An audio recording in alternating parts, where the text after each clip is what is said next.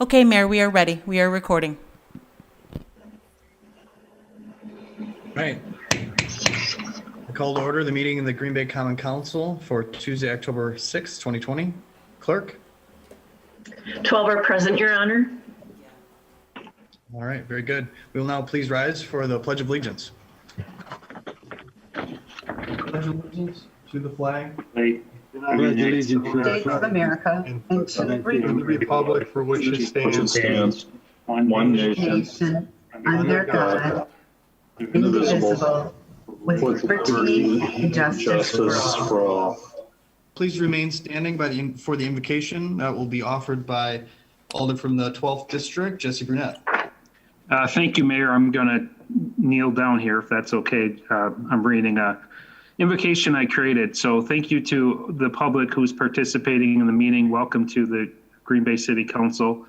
As many of you know, October is Breast Cancer Awareness Month, a time focused on increasing attention to the disease and advancing scientific research and supporting the treatment and care of those affected by breast cancer.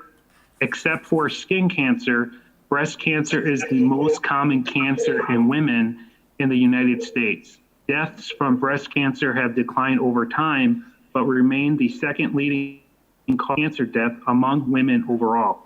Each year in the United States, about 250,000 cases of breast cancer are diagnosed in women and about 2,300 in men. About 42,000 women and 510 men in the U.S. die each year from breast cancer. So if you like, you can bow your head for a short invocation. Father, for the strength you have given us, we thank you. For the health you have blessed us with, we thank you. We pray for health and healing of those throughout our community affected by COVID-19. During October, Breast Cancer Awareness Month, we also pray for those throughout our community who have been diagnosed with breast cancer. We pray for strength and peace for their families. We ask you to bless and to heal them and guide the healthcare workers who are assisting with treatment. Finally, we pray for your hand of protection be placed on our healthcare workers, our police, especially those who were recently injured on call, our firefighters, and our paramedics. Strengthen them and give them peace as they work to solve the pressing issues of our time through their selfless service to humanity. Amen. Amen. Alder. I'll entertain a motion to approve the minutes of the September 15, 2020 meeting. Motion to Move to approve. approve. Made by Alder Stevens, seconded by Alder Dorf. Any corrections? Seeing none, all in favor, please signify by saying aye. Aye. Opposed, nay. Those minutes have been approved. I'll entertain a motion to approve the amended minutes from Motion to approve the amended minutes. Second. Motion made to approve those minutes. That was made by Alder Scannell, seconded by Alder Weary. Any corrections there? No requests. All in favor, please signify by saying aye. Aye. Aye. Opposed, nay. Aye. Okay, so minutes have been approved. Approval of the agenda. Motion to approve. Mayor, Second. before we do that, could I make a point? Thank you. I just wanted to say in the Plan Commission agenda on number 8, the word burner Schober is misspelled. So Schober is S-C-H-O-B-E-R. That's all. Okay. Thank you. Thank you for noting that for us, Alder. There was a motion made to approve by Alder Scannell, seconded by Alder Dorf. All in favor, please signify by saying Aye. opposed, nay. The ayes have it. The agenda has been approved. As far as my report is concerned, just wanted to touch on a couple items. Alder Brunette, in his invocation, of course, prayed for those who have been afflicted by COVID-19 and those who are responding to the illness in this community. And we did receive word this afternoon that the governor has put in a statewide order limiting capacity on entities that have members of the public present. So still learning, some of those details, but I believe that goes into effect on Thursday, as is the case with the existing statewide mask order, and was the case with our city ordinance requiring face coverings. The goal for us, certainly as a city, is to educate and not to punish. So that's how we will move forward with this. These are really very difficult times, especially for those who have been infected, but also for our first responders and healthcare workers.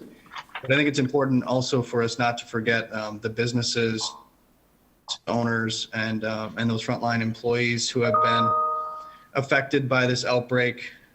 The governor did respond with an additional $100 million for businesses, but I'm really hoping that our federal government responds again.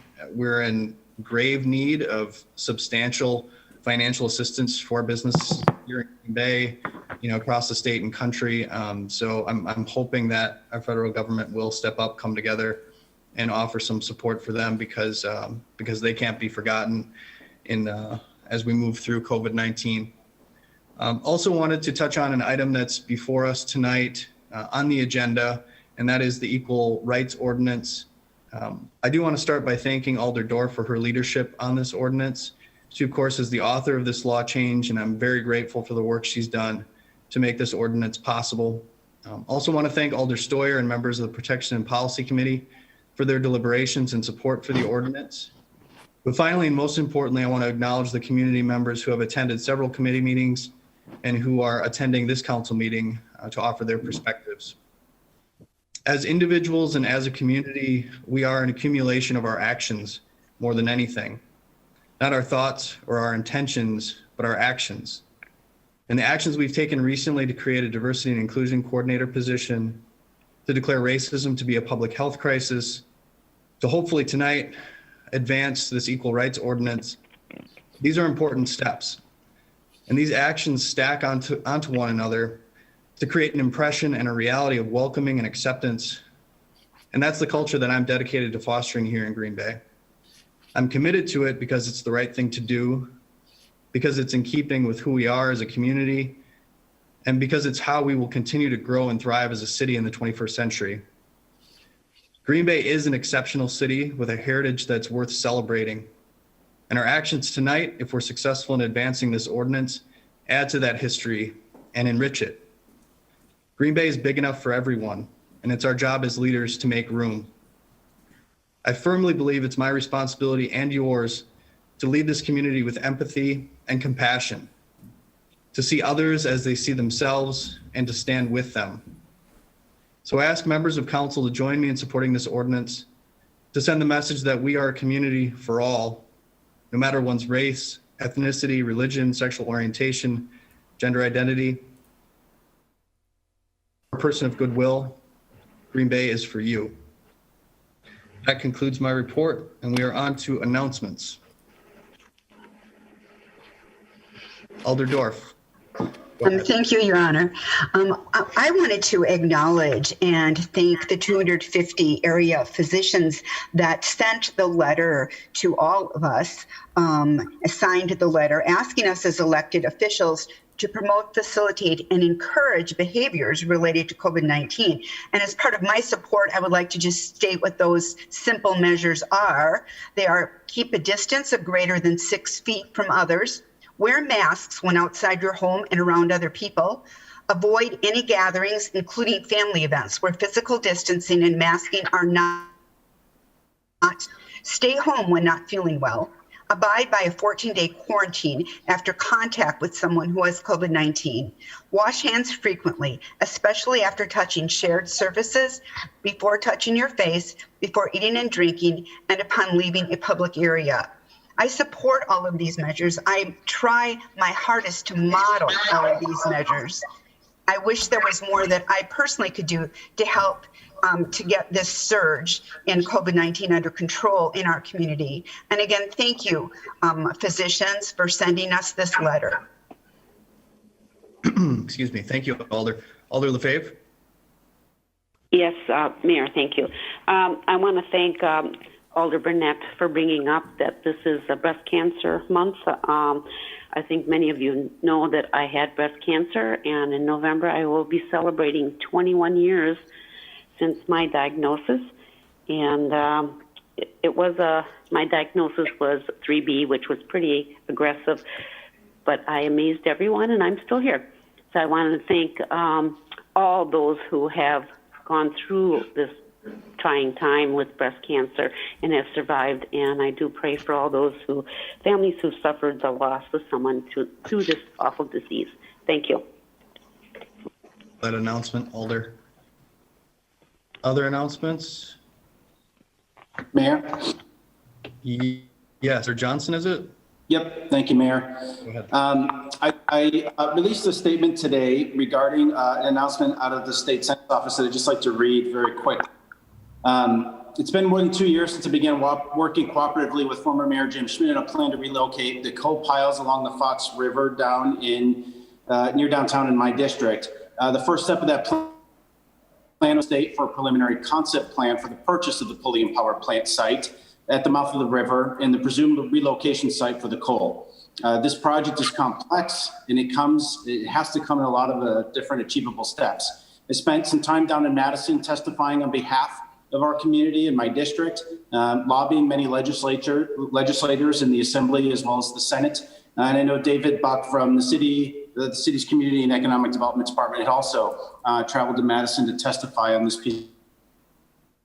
Today, it was announced by Senate President Roger Ross' office his support in the state Senate's intent to take this bill up in their session following the election. The Assembly has already acted on this and has supported it, and so now it is up to the Senate to take action. I wanted to quickly thank Wisconsin State Representative Dave Steffen for his efforts to keep this bill moving through both chambers. Appropriating $1.2 million from the state is no small task, and it reflects the effective work done in Madison to secure the resources necessary for our local community to properly develop the Pulliam plant power site and relocate an industrial user out of our urban core, freeing up land for appropriate development that will contribute to and stabilize our tax base. And I also want to recognize State Senator Rob Coles for his effort on this, as he's been a great partner and advocate as well. It takes vision and perseverance to get a deal done with this level of complexity. It's time to get a development agreement before the Green Bay City Council so that we can act properly and secure this transformative project before it is too late. This is a once-in-a-lifetime opportunity, and I hope we do not squander it. Thank you, Mayor. Thanks, Alder. Any other announcements? Mayor? I'm sorry, I forgot to mention, apologize. They are starting the major work on the dike, and I just wanted to thank the council for approving the funding for this project. It is a big project. It's definitely needed, and it's very noisy, but they are working on it. And I want to thank everybody for helping us. Thank you. Very good. Thanks for that. All right, we will move along to appointments.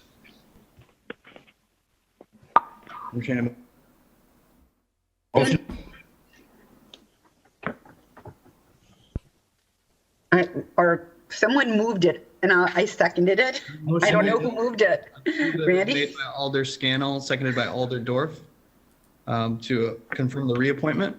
All in favor, please signify by saying aye. Aye. Opposed, nay. The ayes have it. Item has been approved. On to the new appointments. Motion to approve. Second. Motion made by Alder Scannell, seconded by Alder Corpus Dax to confirm the appointments.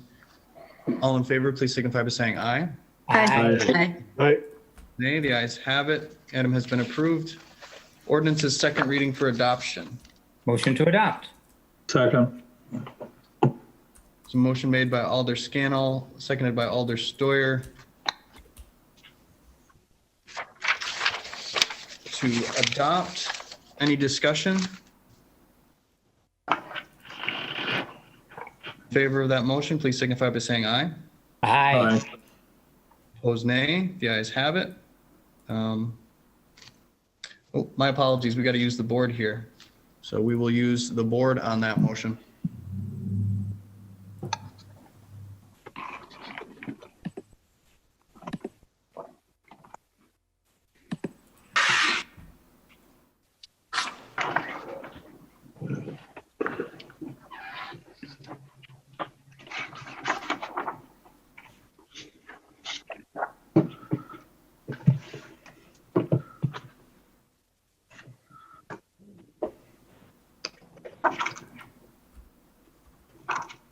Alder Burnett.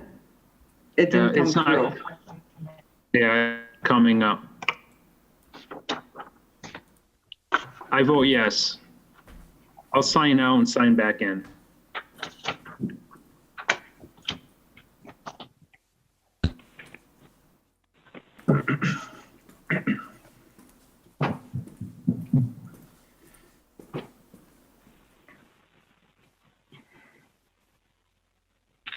And that is adopted 12-0.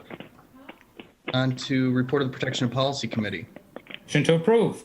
Second. Second. Made by Alder Scannell, seconded by Alder Stevens to approve Report K, which is the report of the Protection and Policy Committee from the meeting on September 28th, 2020. Any items here to be handled separately? Number 9. 9 will be handled separately. Any others? Moving the remainder of that report, please signify by saying aye. Aye. Aye. Aye. Nay, the ayes have it. The report has been approved with the exception of item 9. Move to approve. Second. Second. Motion made by Alder Dorf, seconded by Alder Corpus Dax. The item was pulled by Alder Dorf. You have the floor.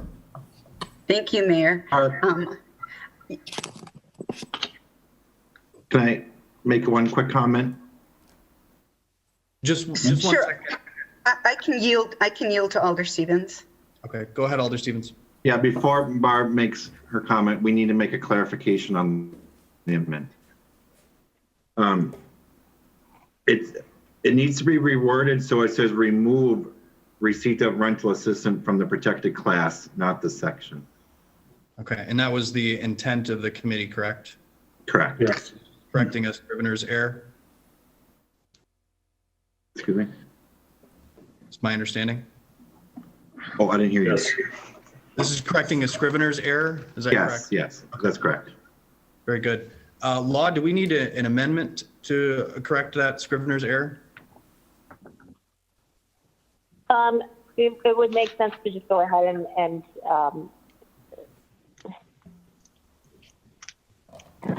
to keep things clean, I would say yes, because it's a scrivener's error.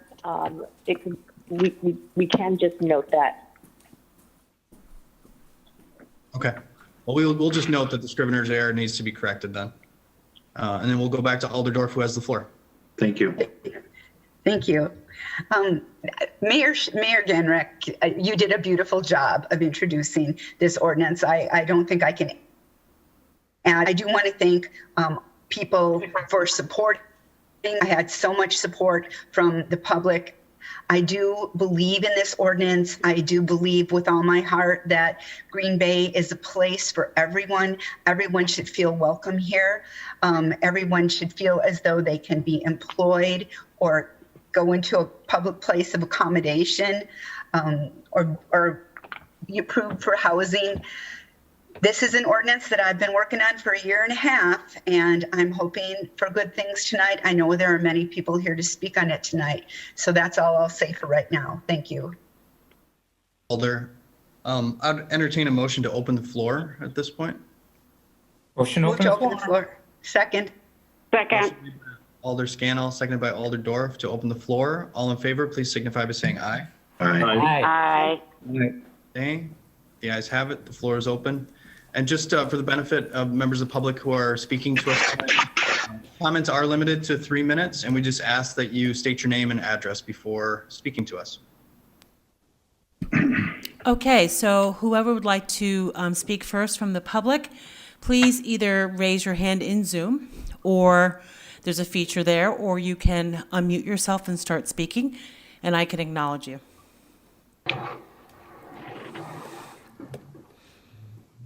This is Corey King.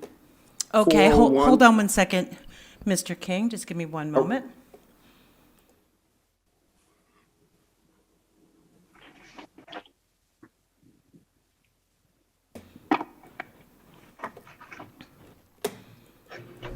And if I could just Okay. ask alders to mute themselves when not speaking, the camera tends to grab you if you're moving around and making noise. So it'd be good if you could mute yourselves. Thank you, Mayor. Okay, Mr. King, please unmute yourself and state your name and address for the committee. Corey King, 401 North Washington Street, apartment 515, City Deck Landing here in Green Bay, Wisconsin, 54301. I'm Dr. Corey King, Vice Chancellor of Inclusivity and Student Affairs at the University of Wisconsin, Green Bay. I am here on behalf of Chancellor Alexander and the university leadership to speak in support of this important ordinance. I just arrived in the city about 3 weeks ago, and in speaking on this ordinance, I want to share that it is an important ordinance, and I am and the university are appreciative of the city taking a very bold step, and to Alder Dorff and others who made this ordinance possible to be on the floor of operation. We believe in equal rights of everyone, and the support and passage of this ordinance will allow us, especially at the University of Wisconsin Green Bay, to join the city community in providing a continued diverse, inclusive environment for all people, including our faculty, staff, and students. We believe that passing this ordinance tonight will open the door to the university to becoming more diverse, more inclusive, and joining the city in being a beacon of equal rights in our city and in our state. We further support the notion that passing this ordinance will attract more diverse students, faculty, and staff members to the Green Bay community, as well as enabling our students when they graduate to stay within the community to become productive citizens. We appreciate this bold effort and this bold movement on behalf of the city, and the University of Wisconsin Green Bay gives it full support that the City Council tonight adopt this ordinance for the good of all the citizens, not only in our city, but in our state and our nation. Thank you very much, Mr. King.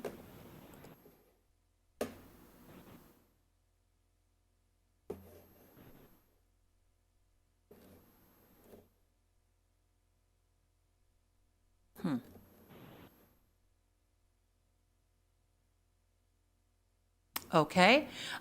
Next, I have Amy Olsen Guyan, who'd like to speak.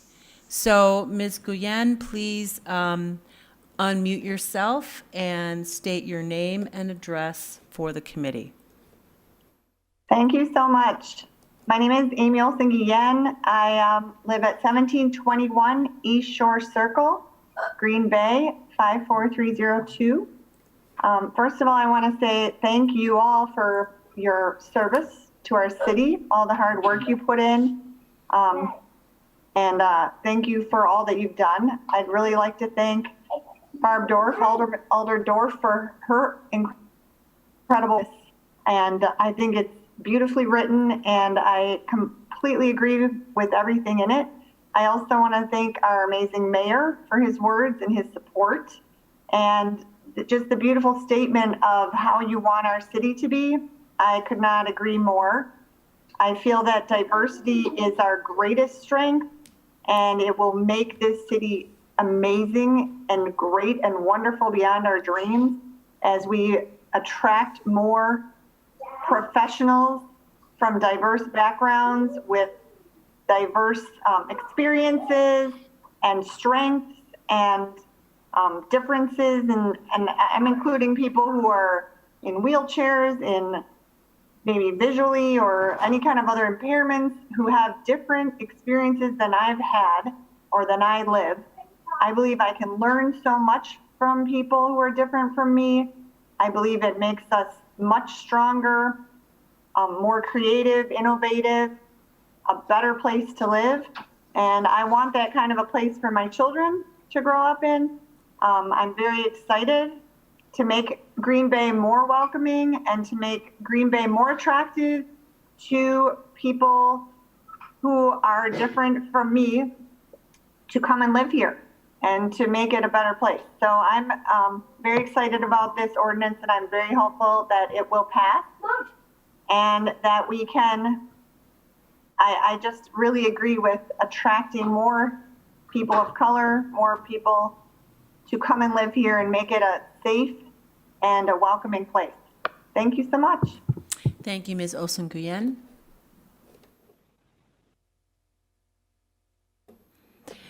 Next, we have Noah Reef. Noah, can you please unmute yourself and state your name and address for the committee? My name is Noah Reef, and I reside in De Pere at 3502 Lake Apartment number 1. Again, I realize that is not in Green Bay itself, but I consider myself a member of the Green Bay community as a whole. I've lived in Green Bay throughout my life. I went to school at University of Green Bay. I'm very excited and very proud to be speaking here tonight, and I urge the council to support the Equal Rights Ordinance in its entirety and unanimously. I'm a member of the trans community in Brown County, Wisconsin. Being a member of this community, in my experience, has been to feel equal parts invisible and afraid. There is a reason that there's a reason why it can be so challenging to speak on this and to be so open and to be vulnerable, because as a community, we are very much afraid. Not saying that we are not proud of who we are and we are not proud of living our authentic lives, but we understand the risks that come inherent within that. I would be lying if I said it was not a major factor in why some of us don't speak in these moments. So while there's a great deal of fear, there's also a great deal of pride and joy in our identity, whether it is our trans community, whether it is our LGBTQ community as a whole.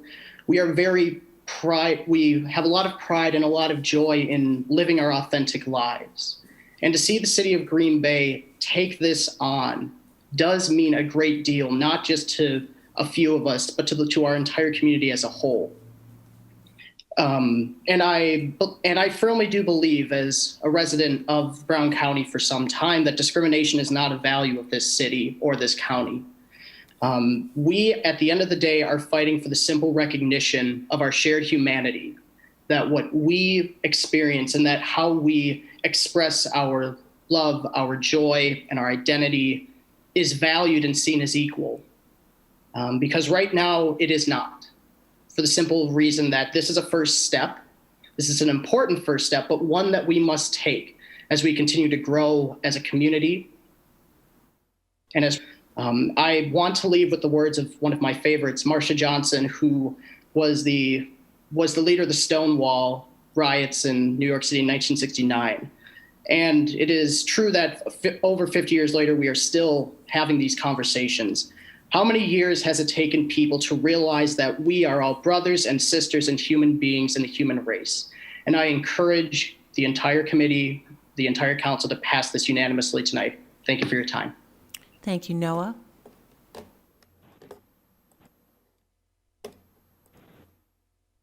Okay, next we have Lisa Hansen.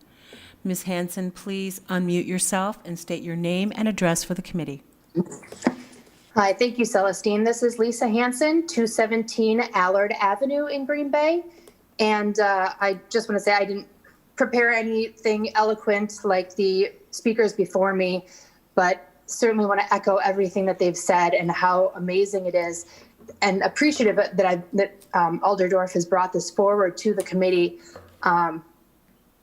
This is really something that's needed in our city, and I'm really excited that this is something that our city is actually considering doing, and I really urge you all to vote unanimously in favor of it. And that's my time. Thank you. Thank you. Next, we have Kelly DelVaux. Ms. DelVaux, please unmute yourself and state your name and address for the committee. My name is Kelly DelVaux, and I'm at 716 Chapel View Road, number 7 in Green Bay. I appreciate so much, Alder Dorff, all the work and energy and time that you have put into this ordinance. I echo everybody's sentiments here that I'm very hopeful it passes unanimously. I'm also hopeful that within that leadership that has been established over the summer inside the Black community will be part of these meetings and committees, because I think it's very important that their voices are heard. I have some hesitation with how well it's going to be received just from personal experiences throughout this summer with the peaceful protests that I have been directly involved in. I feel this is incredibly important for our city and all of you as leaders in our community to take the stand on the side of this. The very first protest I went to was in Appleton, and I went with my father. And he marched with Dr. King in the 60s in Chicago. And it really struck a chord with me as we were marching together. And he looked at me literally with tears in his eyes and said, I have been doing this for over 50 years, and we're still not there yet. And I think as leaders in our community, you need to take the stand that Green Bay is ready to be there. We are ready to embrace diversity of culture, sexual orientation, religion, everything, and be that welcoming Midwest community that we claim to be, because we aren't there yet.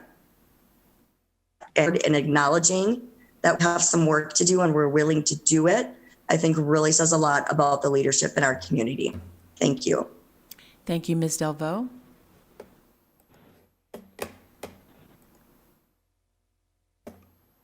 Just give me a moment.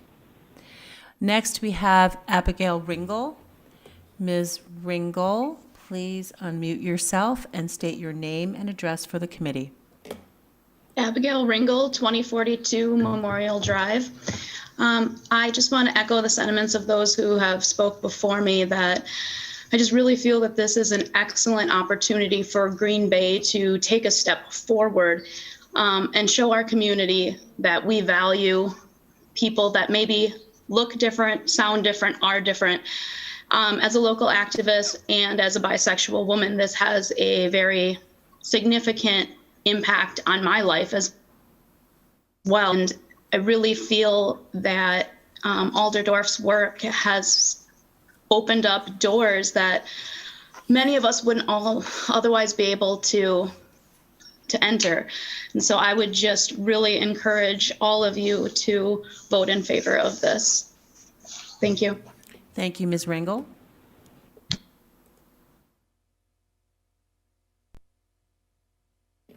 Just give me one moment. I think we've had some other people enter the meeting.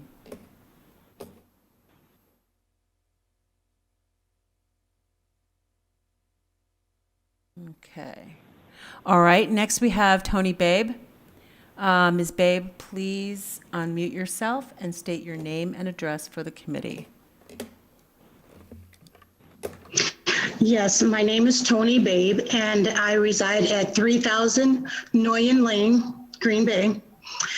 I would first like to thank Alderdorf for bringing forth this piece of legislation to say what we believe in Green Bay. I'd like to thank Mayor Gingrich, too, for all of the work that you've done since you actually started, and I've followed you so long in your path into leadership. And to the rest of the council, I just would like to charge you to vote unanimously on this piece of legislation, to make a statement about what we believe as a city, to make a statement about what we believe about the people who live in our city and who make up our city, who make up our workforce, who make up our schools, who make up everything that Green Bay is supposed to be about, to make a unanimous decision to say we believe that we all have value here, speaks miles and miles of words and value to the people that live here. It creates an opportunity for us to have value and interest and invest ourselves into the community.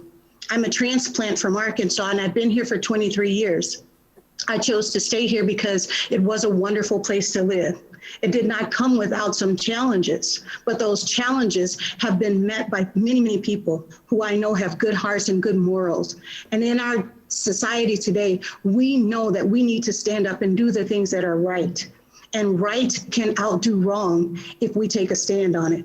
So again, I am asking you to say that acceptance of everyone and the values and the diversity and the value of the diversity that we have in our community as it continues to grow and thrive is important enough for our council to stand up and say, we take a stand to say that we believe in this, that we want everyone that lives here, that comes here to feel welcome no matter where it is that they go, and to feel safe to stand up and have a voice when they need to. We need to pull together and unite and show that this is the great place that people believe it to be. And it's why I stay here, and it's why I'll continue to stay here. And it's why I'm confident that all of you will take a vote yes on this piece of legislation. Thank you all. Thank you, Ms. Babe.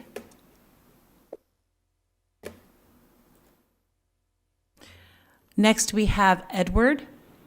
Edward, please unmute yourself and state your name and address for the committee. Yes, I'm Edward Jensen. I live at 541 Alpine Drive in Green Bay. I'm concerned about this ordinance because I think it doesn't touch on some things as well. I mean, what about age discrimination? You know, we have a lot of that going on in the world. Does this ordinance have anything to do with the age of people? I didn't see anything. Does this ordinance have anything to do with sex offenders? We discriminate against sex offenders where they can live in this city. I mean, are they going to be allowed to live anywhere then? And, you know, we're going to treat them equally, or we're going to leave them as third-class citizens or whatever. I have a problem with the gender identity issue. I hear a lot of talk about, well, let's let the science decide. Well, doesn't science already decide your DNA? If you have an X or Y chromosome, that's it? I thought that was settled. But apparently it's not. I can't imagine a doctor performing surgery on someone to change them into something that they're not, basically because that's the way they feel. And I wonder, and maybe some of the transgendered folks that are on here could explain, when do you finally finish transitioning? I don't think it ever ends. And I do feel sorry for you, but there would not be any transgendered if it actually was successful, if it ended. Now, I'm concerned about rights. I think rights are finite. We can say as a group, well, we're going to give rights to these people, those people, this one, that one. But I think at the same time, don't we take rights away from somebody else in order to give rights to others? I'm not here to discriminate against anybody. I don't own any property that I rent out, or I wouldn't even consider it. I don't operate a business. I feel sorry for any business or people that rent property that they are going to be subject to some kind of legal action because of their, say, property rights that are now going to be limited.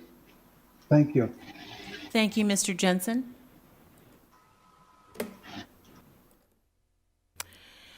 I do not see others who have raised their hands other than Alda LaFave, Cinnamon Hartley. Ms. Hartley, please unmute yourself and state your name and address for the committee. Hi, my name is Cinnamon Hartley. I live at 1198 Canterbury Road in Ashwaubenon. And I'm sorry I joined a little late, so I don't know if the housing portion was removed or not. I do not oppose this ordinance whatsoever. I think Green Bay is diverse, but it can be better. We can always do things to make our community better. And I'm a member of the apartment association, and they also don't oppose this. But as far as the receipt of rental assistance, I don't think that this would do exactly what you want to do to help these people. I've been talking with county supervisors and aldermen and agencies as well to come up with ideas of what we could actually do to help everyone find housing and make their lives better, because that will also improve this community. There's just so things as far as housing is concerned that just giving them a protected class label isn't going to do what we want it to do. And I think that we should look at some other ideas and other things that we can do to help, like this ordinance is going to help certain people have a better life. I think we can do something for the housing ourselves besides this ordinance. That's all I'd like to say. Thank you, Ms. Hartley.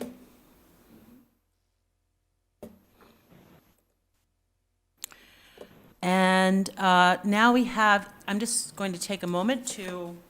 I'm unable to raise my hand in Zoom. Okay, thank you. Ms. Cheslock, I will acknowledge you next. So after Ms. Cheslock, we have Rachel Mays and John Paul. So let me just go to the next screen. And Carrie Hoyman as well. And Terry, so we will take you after John Paul. Thank you very much. Just give me one. Too, please. And Mr. Meal, we will take you after Terry. Just give me one moment. And go right ahead, Ms. Cheslock. My name is Melissa Cheslock, P.O. Box 8982, Green Bay 54308. Thank you, Alder Dorr, for bringing the important ordinance to the Common Council. This ordinance is it has a very personal meaning to me. I'm a Black transracial adoptee who was born in Bay. During that time, most of the racism I faced was during school or at school. I was told to go back to Africa. During homecoming in high school one year, the seniors in the parade decided to dress like the KKK, hood and robes and everything. I was made fun of because of my looks. Regardless of where these incidents happened, whether they were in school or elsewhere, all parties lived in the city of Green Bay. Other incidents included when my parents bought a new house, a neighbor sent around a petition that notified my white parents that we were not welcome or wanted in the neighborhood because I, a child entering 3rd grade, would cause home values to decline. In that same neighborhood, a little boy wanted to know which Packer player my dad was. I laughed and I said my dad wasn't a Packer player. The little boy's response had a huge impact and has never left me after approximately 45 years. That little boy, a white boy, asked me, well, why are you here? That question explained why so many people treated me as though I, a little Black girl, was not welcome or wanted in Green Bay. This also explained, that little boy's statement, why an old white man who used a cane called me the N-word and chased me out of my friend's yard when I was 6 or 7 years old. That old white man lived next door to my friend and was not a relative. Now, you might think that what I'm telling you is irrelevant because these things happened during the 1970s and 80s. But this is all relevant because racism keeps happening at school in the city of Green Bay. And I'd like to direct your attention to a news item that was it was actually a video dated June 10th of this year by WBAY journalist Aisha Morales. It's entitled Teen Track. Teenagers discuss what discrimination feels like. The students talk about how they've been affected by racism living here. I know that there will be those who say that this is not important. There is no racism. But unless you talk to your constituents, the people that live where you represent, you will not know. And I dare say most of you have not asked. Thank you. Thank you, Ms. Cheslock.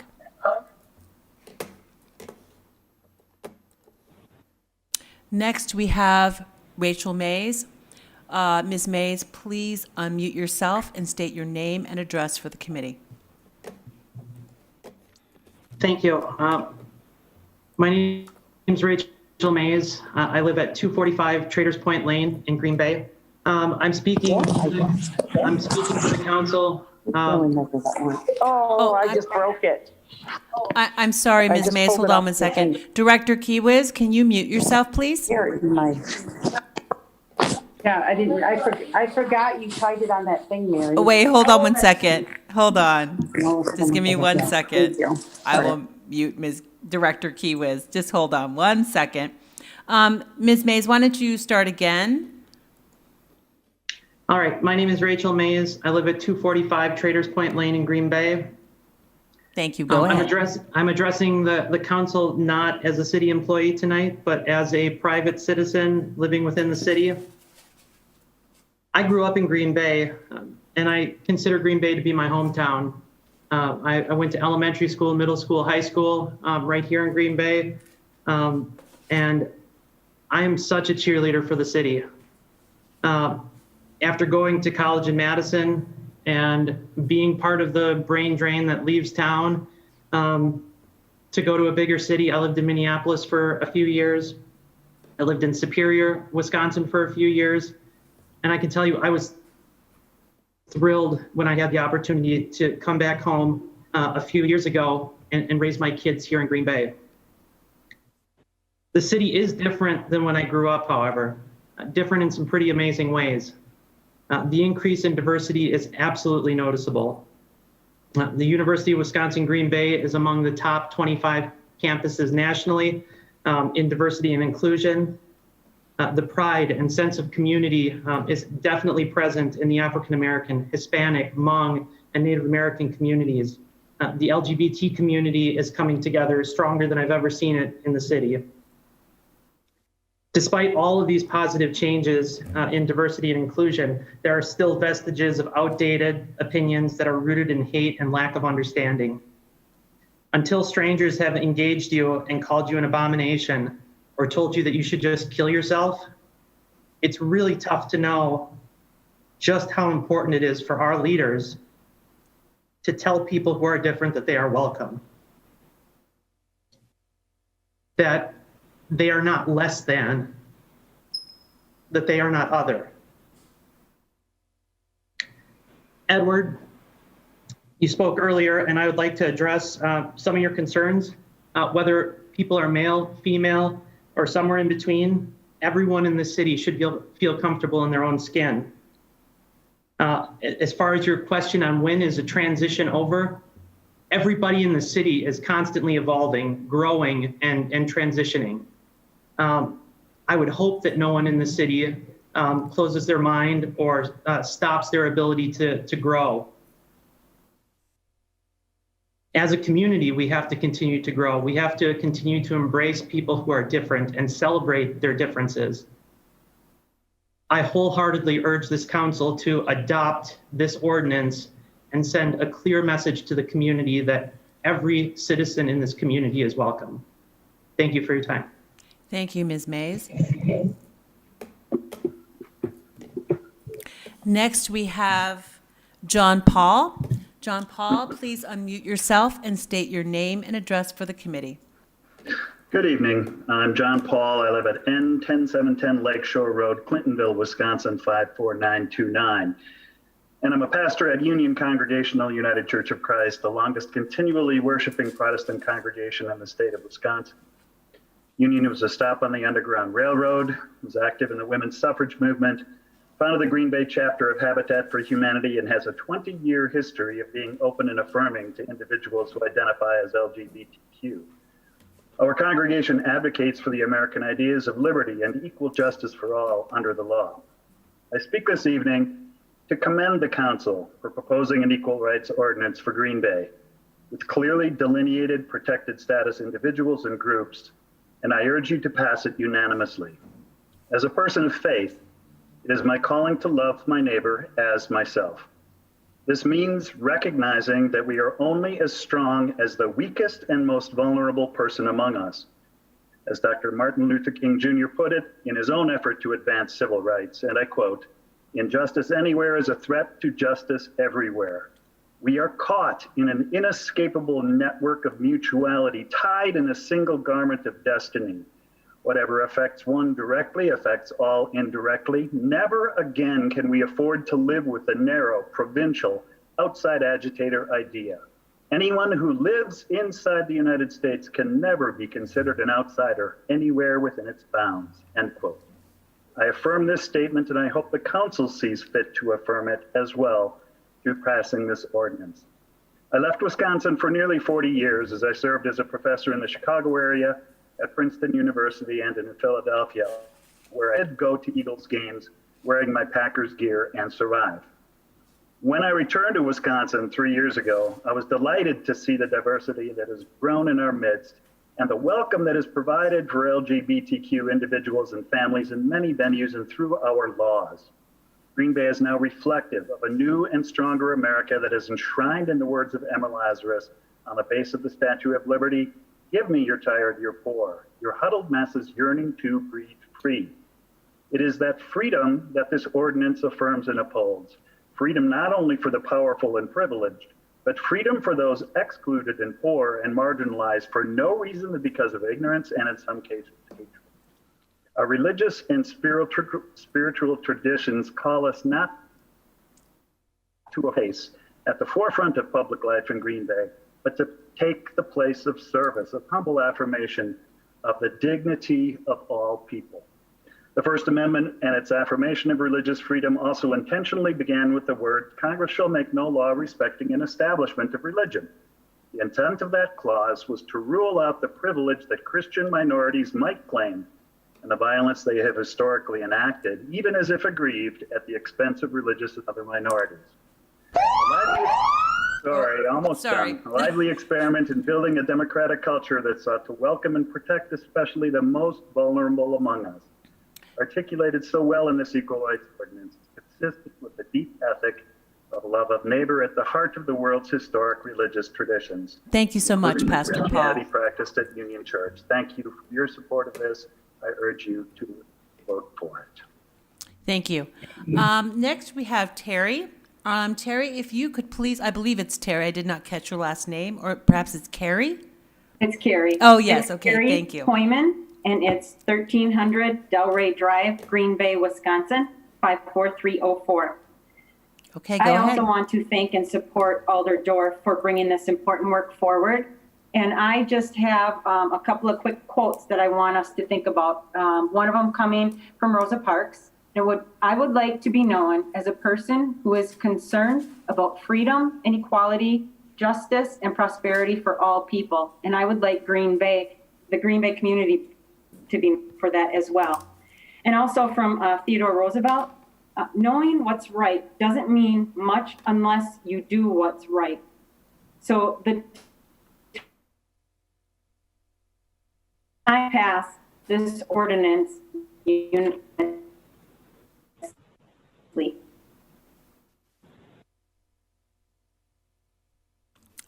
Carrie, you froze there for a second, so can you just repeat that? Which part did I freeze on? Just after Rosa Parks? The last quote? Yes. Oh, Rosa Parks? Yes, please. I would like to be known as a person who is concerned about freedom and equality and justice and prosperity for all people. And I would like Green Bay to be known for that as well. And the other quote was by Theodore Roosevelt, and it was, knowing what's right doesn't mean much unless you do what's right. So please, tonight, it's time to act, and please pass this unanimously. Thank you. Thank you so much. Next, we have Gregory Meal, I believe is the way you pronounce your last name. Mr. Meal, can you please unmute yourself and state your name and address for the committee? Sure. My name is Gregory Meal, pronounced like E. Go right ahead. Your address? 3780 Dickinson Road. I was born and raised in Green Bay. I own several real estate investments, several duplexes, 7 to be exact. And I've built those over the course of 5 years, and it's become my full-time job. So it's not a side hustle or anything like that. It's actually what I do all day. And I apologize, I did miss the beginning of this because I was actually working on the floor. It's putting up an upgrade in the floor for a tenant. I'll start out with saying there's no one on this meeting I wouldn't rent to. And as long as you pass my background criteria. I'd also say that some of the stories I hear, I'm just heartbroken about that people treat others like that. So I completely understand why there's a need for this bill. I do object, and I believe last week we talked about some of these similar things, but where I definitely object is the forcing of a government entity as a protected class. So housing is a very complex thing. ICS, also known as Section 8, and there's multiple other types of housing that you can receive. To just bundle those up and say, hey, with all the rules and us not looking at all of that and the unknown amount of ownership that goes into administering those rules as a small business owner, it can be extraneous, not to mention that, you know, your properties have to meet certain criteria and things like that. So it's not about classes. It's not about who you are or who people are or who I am. It's about, you're talking about a government funded entity. And we all know that how government funding goes, it changes frequently. And so besides the point of that, the ownership of the rules and the management and all that, to force that, especially on smaller landlords, is just completely unfair. And I recommend highly that the entire group of aldermen get involved with ICS and the landlord group and work together and really see what the problems are in the actual organization itself, not the people. And I'm not even saying the organization is terrible. I'm saying there's things that need to be worked on before we can force this down other people's throats. I think that can be easily done. I can parrot things that Cinnamon spoke about earlier. Our associations frequently talk to these different entities and would love to work together to make it better for everyone. But I don't think we need a law saying you have to accept the government-run program as it is, and we are not aware of what that even is. And that's my impression when I listen to this. So I apologize, but I'm not for the bill for that reason. If you strike out that part of it, just single item, and then I'm for the bill 100%. Let's work together on the housing bill, please. Thank you. Thank you, Mr. Meal.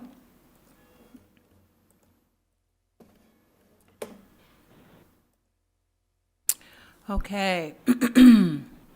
Is there anyone else who would like to speak to this? Any member of the public who would like to speak?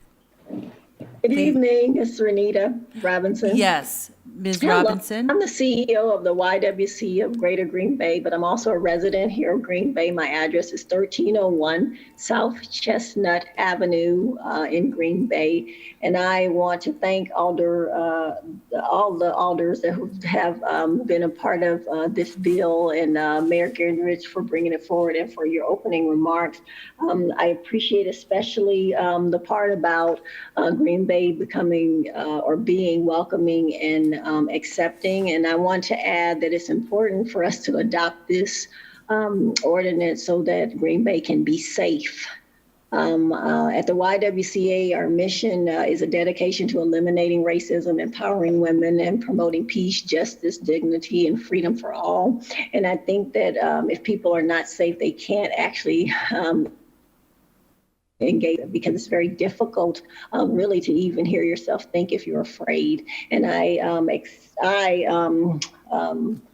stand by this ordinance and promote it and ask that you all accept it, because until Green Bay is accepting and creating a space of safety for people who are different, we will not have equality across the city. And many of the stories that have been shared are really just very tiny tips to the iceberg of the kind of anger, hatred, and just unkindness that is still prevalent in and around Green Bay. And I do think that this is a first step that people will listen differently to. And so the cumulative total of individuals who have decided that they want to honor the humanity of humankind and who take a stand and say that I won't stand for hate crimes, I won't stand for people being afraid to sleep in their homes at night, I will stand for freedom, I will stand for justice, I will stand for kindness and all the other things that many people they believe in. And so as a member of the community, I support this bill and ask that you all support it with your vote in favor of the ordinance. Thank you. Thank you, Ms. Robinson. Next, we have Richard. Richard, please unmute yourself and state your name and address for the council.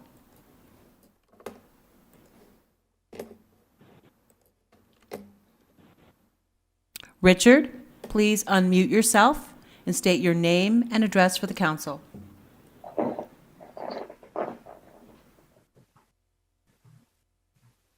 last call for Richard.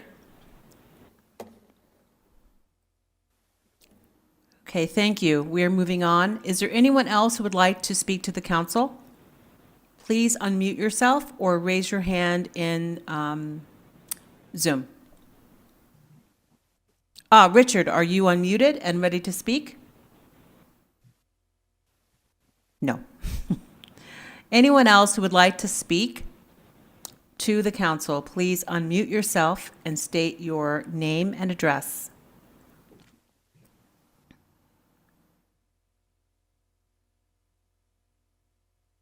(615-2797). Would you like to speak to the council?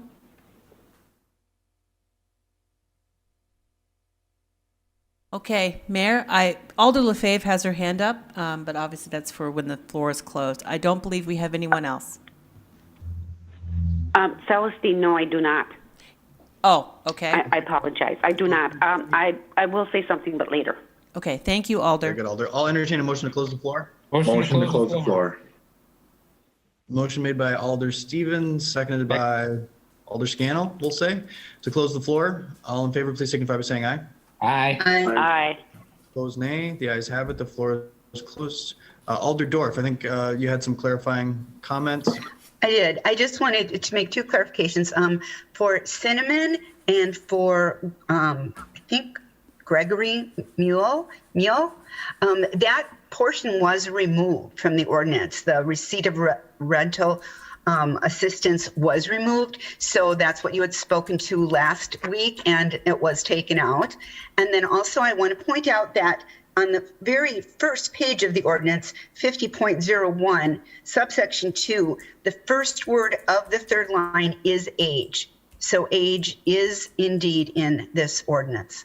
That's the two clarifications I wanted to make. Thank you. Alder, additional comments or questions from council? I do, Mayor. Yes. Apologize. Go ahead. Just press your buttons, guys. I've got Alder Johnson next in the queue. Alder Johnson. Thank you, Mayor. I just have one question for legal, and it seems like a very small technicality given the scope of the ordinance. But when I'm looking at the section, assisting persons with disabilities, I'm just looking for maybe some clarification. It indicates in there that no extra compensation is allowed for individuals that require an animal. However, does that apply to security deposits? Attorney Mather, if you're on the line, I think we'll go to you on those questions. I am. I couldn't figure out how to mute myself, even though I've done a million of these. So I believe one of the provisions does specifically say that the security deposit cannot be higher.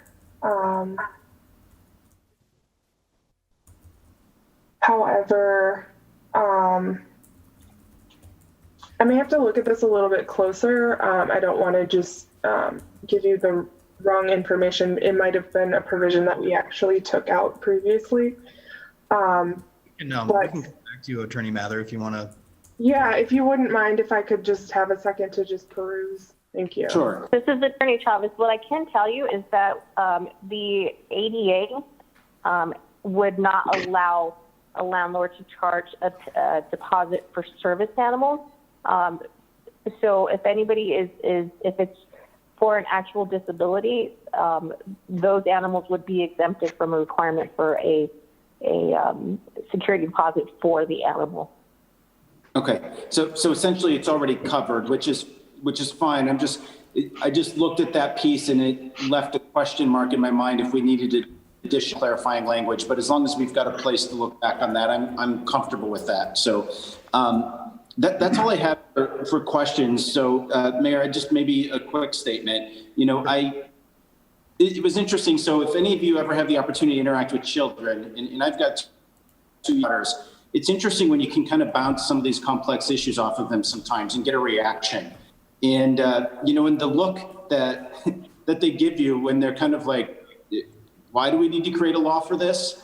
And it's kind of fascinating. And, you know, one of those things that I would just say about that is that, you know, this particular ordinance, what essentially tells us to do is to be better humans. I mean, to be the best versions of ourselves in how we treat one another, and to see each other really as the way that children do. And that is kind of without this, you know, veil of confusion that sometimes we create. I think it makes us accountable in doing so. You know, one of the things that I would concede is that I'm not perfect, but I'm getting better. And I think community is not perfect. Our community is also getting better. And I think that this ordinance puts us on the path to continue that process of getting better. And so I would too like to thank Alder Dorff. She's gotten a number of commendations today. Clearly putting these types of ordinances together is very difficult and challenging. It's hard work. I want to thank those who took the time to speak here today. Several of you being very vulnerable with your personal circumstances, and it means a lot for our community to hear those types of things. And if there's only one piece in this entire thing that did create a little bit of pause for me, it was the protected class of rental assistance, which has already been addressed. But I also want to point out that it's not because I have opposition to that component in particular, but I think as a standalone item, we can create a much better product and a much better outcome for the way that we serve our residents who are beneficiaries of that program. So I too would urge passage of this. I think it puts us on a great path, and I'm excited to see the rest of the discussion. Thank you, Mayor. Thanks, Alder. Alder Vanderleest. Thank you, Mayor. I'd just like to make a comment that, you know, if we want to get to the root of the discrimination and problems with housing and equal rights, I didn't hear one word about any type of education. In other words, if we want to conquer those type of issues, we have to educate the public. And we have to start at a young age to educate the public. And we have to educate all classes, all age groups. Personally, I have no feelings of discrimination towards anyone. I've operated a business for over 50 years, and we don't discriminate anyone. Doesn't matter what religion, none of it. I don't believe in any type of discrimination. I think that if we want to really get to the issue, education is where we got to start as far as discrimination goes. I know the federal and the state of Wisconsin, I know that they have a lot of these laws, in other words, basically on the books already. And nobody seems to talk about education, how we're going to educate our public to stop the discrimination. Our ordinance here, most people will never see it, will never hear of it. But I feel that if we can educate our public at a young age, middle class, every class of person, doesn't matter what economic background, education is the key, is the main goal if we want to stop discrimination. And that's my thought on it. I think that, you know, we could go much farther. And I know that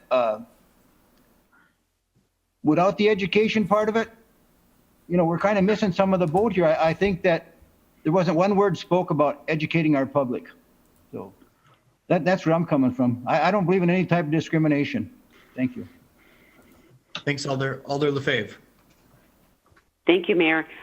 Yes, I just wanted to say I want to thank Barb Dorff for bringing this forward. It's been a long haul, hasn't it, Barb? You've been working on this for quite a while. But it was good, though, that we've been discussing this. And I really want to thank all those who came or who spoke at the Protection and Policy meetings and then tonight at the council. And yes, there are heart-rending stories, and that shouldn't be. We shouldn't again. And you know, we are only stronger when we include all the people in our community, because we do have brain drain. We have a lot of young people who leave. There are different reasons why they leave, but some of it could be discrimination, and we have to be careful what we do. I think this is very, very important, and I want to thank everybody who had a say on this. And I also want to thank the apartment association and those who spoke. And they are right. We need to discuss that a little bit more, and we will. This is something that the committee with Barb is working hard on that too. Thank you all. Thanks, Alder Lefebvre. Alder Brunette. Thank you, Mayor. I have a few comments, and then I'm going to offer a few amendments. First of all, thank you to everyone who spoke. I agree. Many of you share very personal parts of your stories, and I know that can be very difficult, especially in a public setting. Thank you very much. I like Green Bay. I like many of you, grew up in Green Bay, grew up in a very diverse family in a diverse neighborhood. So I see all the values and benefits diversity brings, makes my life much richer. So thank you sincerely from the bottom of my heart. Now I've kind of followed this ordinance from the very beginning, and the way I research things is I look at the 16-page document, which is the Equal Rights Ordinance, and I try to find things that could put the city in a position of legal vulnerability. And many of my questions have been directed to our city attorney's office, and I've been very candid in my reasoning and questioning of, are we looking at this from all perspectives? Because the last thing I want is for the city to be in an unnecessary lawsuit if we can amend or we can change a few things. So I researched different municipalities throughout the country who have adopted equal rights ordinances or human rights ordinances, and there have been legal challenges. So I've done my research, and I've kind of poked back a little bit at our law department. And as a result, I don't know if this was intended solely for my purposes or maybe some of the other aldermen and women who questioned it, but there's a memorandum that's a confidential attorney-client privilege. And from what I understand, I'm hoping no one from the council shared that publicly, but what I would like to do, and first of all, for those who are attending this meeting, know that this is a vote tonight, first reading of an ordinance, but before it goes into full effect, from what I understand, in 2 weeks from now, we have to have a second reading of the ordinance. So what I would request of the city attorney's office, if he could guide me in how I can have this document, the 2-page memorandum where you kind of break apart the constitutional challenges, the permissible exemptions, and the religious exemptions in regard to public accommodations. How can that be made public so that the public understands the legal reasoning being used that makes this good public policy that prevents the city from a lawsuit?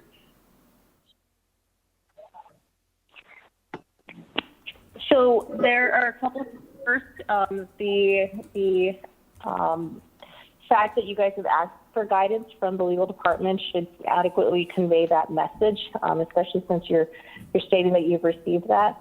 Outside of that, so the law department never recommends that we waive, that the council waive privilege, but whether or not the privilege will be waived is ultimately the decision of the council.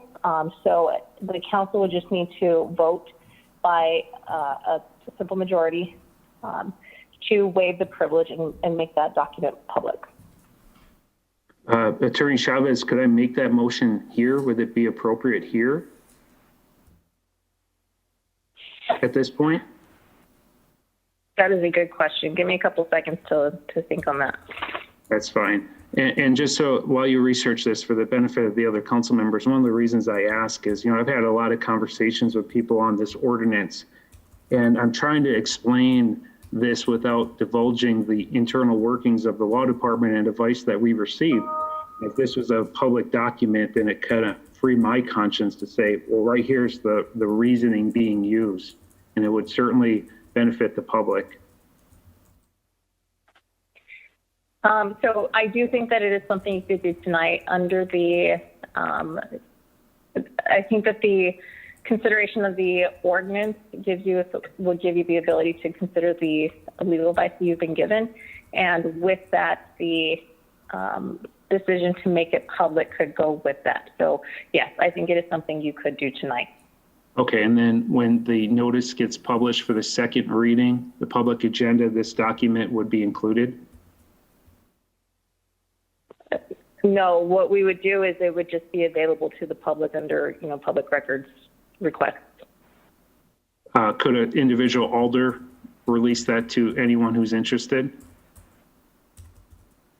At that point, it is no longer privileged. So yes, the document, if the council chooses to waive privilege, the document could be freely shared. But Okay. the document, the only way it would end up on the agenda at this point is if, I'm sorry, there's no way it would end up on the agenda at this point. Instead, it would just be subject to inspection. So Attorney Chavez, could I make that motion now? Yes. Okay, so would the appropriate motion be to remove the attorney-client privilege of legal advice received from the law department? It would be to waive privilege on the memo. And Okay. then you have to identify the date. Okay, well, that would be my motion. Do I need to state it, or can I just say my motion is what you just advised us? That's a question for the mayor, but I believe that what you have moved is already is adequate to give the council notice what you are asking to vote on. Okay, Mayor, that's my motion, please. There was a second by Alder Johnson, I think. Yes. Okay. Before we go to a vote and additional comments from alders, just wanted to get your recommendation on the motion, Attorney Chavez, from your legal perspective. The recommendation from the law department is never to waive privilege. The privilege exists for the council to be able to freely and adequately seek legal advice. And the intent is not to make the advice something that outside parties rely on. It is always only intended for the council to rely on. Okay. Thank you, Attorney Chavez. Alder Dorf. Thank you. So just for clarification, Attorney Chavez, your advice as our attorney would be for us to vote against this, to not waive, not necessarily vote against it, but to not waive our privilege? My recommendation to you on all matters is to never waive privilege. Okay, thank you. Any additional comments on this motion? Alder Steuer? Alder Steuer and then Alder Weary. All right, thank you, Mayor. I guess with that being said, I just want to know what the ramifications are if we do vote for this. Attorney Chavez. So all it does at this point is make legal analysis from the law department freely available to the public. We would, at this point, still maintain that the position is not something that the public should or can rely on. We would not, we are basically providing you guidance on what we find to be the current status of the law. So whenever we're providing legal guidance, it provides somebody with a plan of attack, I guess you should say, should things change in the future. So that's one reason we never recommend waiving privilege. And the other is, it's a very fine line as to once you waive privilege, what else ultimately gets subject to that. I think if we're limiting it to just the memo, we're probably okay. But it is a very fine line because once you waive privilege in one area, the courts tend to disfavor granting privilege in related areas. I just have a follow-up. I don't know if that would be a precedent of sorts. I mean, if we did that, if we did it for this, then it would open up the door for other things as well. I appreciate where Alder Burnett is coming from, but I'm worried that if we do this, that we would compromise other matters like this. So I don't know what your take is on that. The waiver doesn't set any precedential value. It has to be decided on a case-by-case basis, and it would apply to all communications.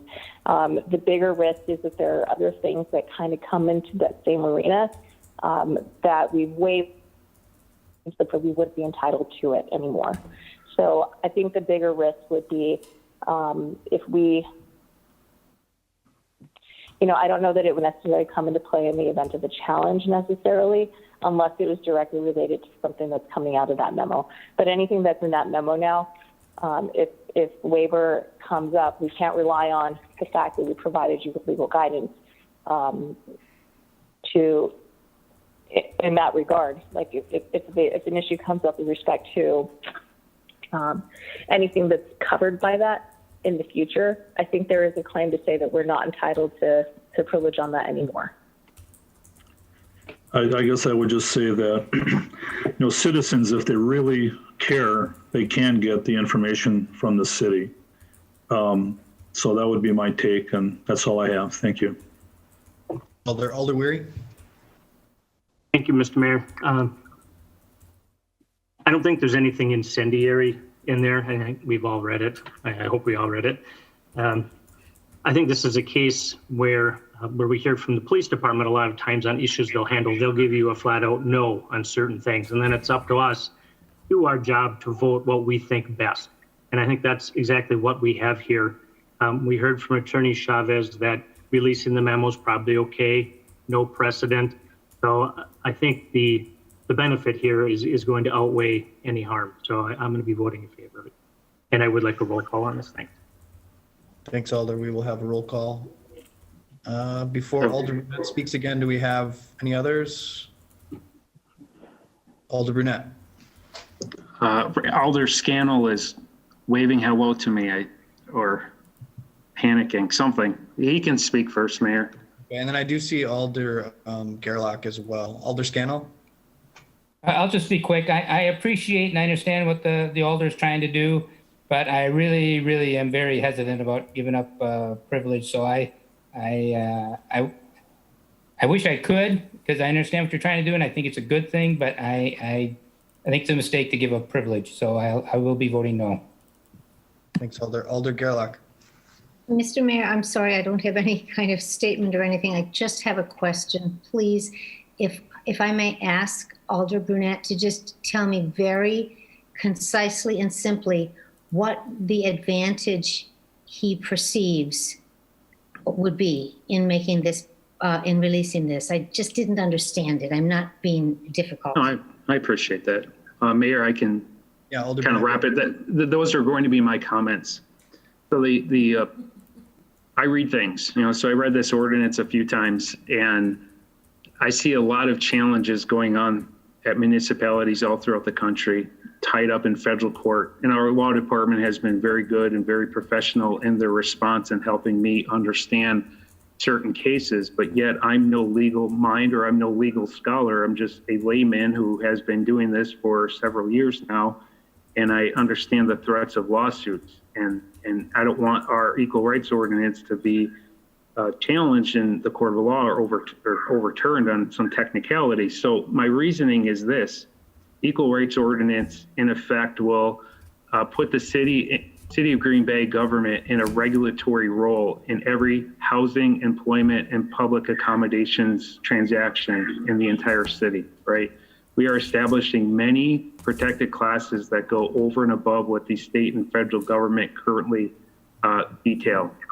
So just like we saw with the inclusion of rental assistance or rental income,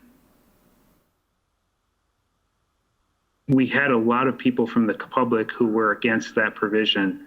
So I sense that by including many protected classes, we could be unleashing unintended consequences to the ordinance. And because I'm no legal professional, there are many people who I have discussed this ordinance with, and many of their concerns are my concerns and vice versa. But I cannot explain to them the city's legal reasoning provided to each of us. And I can't do that because it's attorney-client privilege. So my hope is between now and the full city, the next ordinance reading, if there are challenges to this, if a person who has a legal mind, who is educated, maybe don't weigh, but can provide an outside opinion to prevent us from going through another lawsuit, I think it's worth looking into that. Because I don't want another lawsuit, and I don't think any of you do either. But I'm telling you, based on my very layman research into this, these have been challenged, and usually it revolves around religious liberty.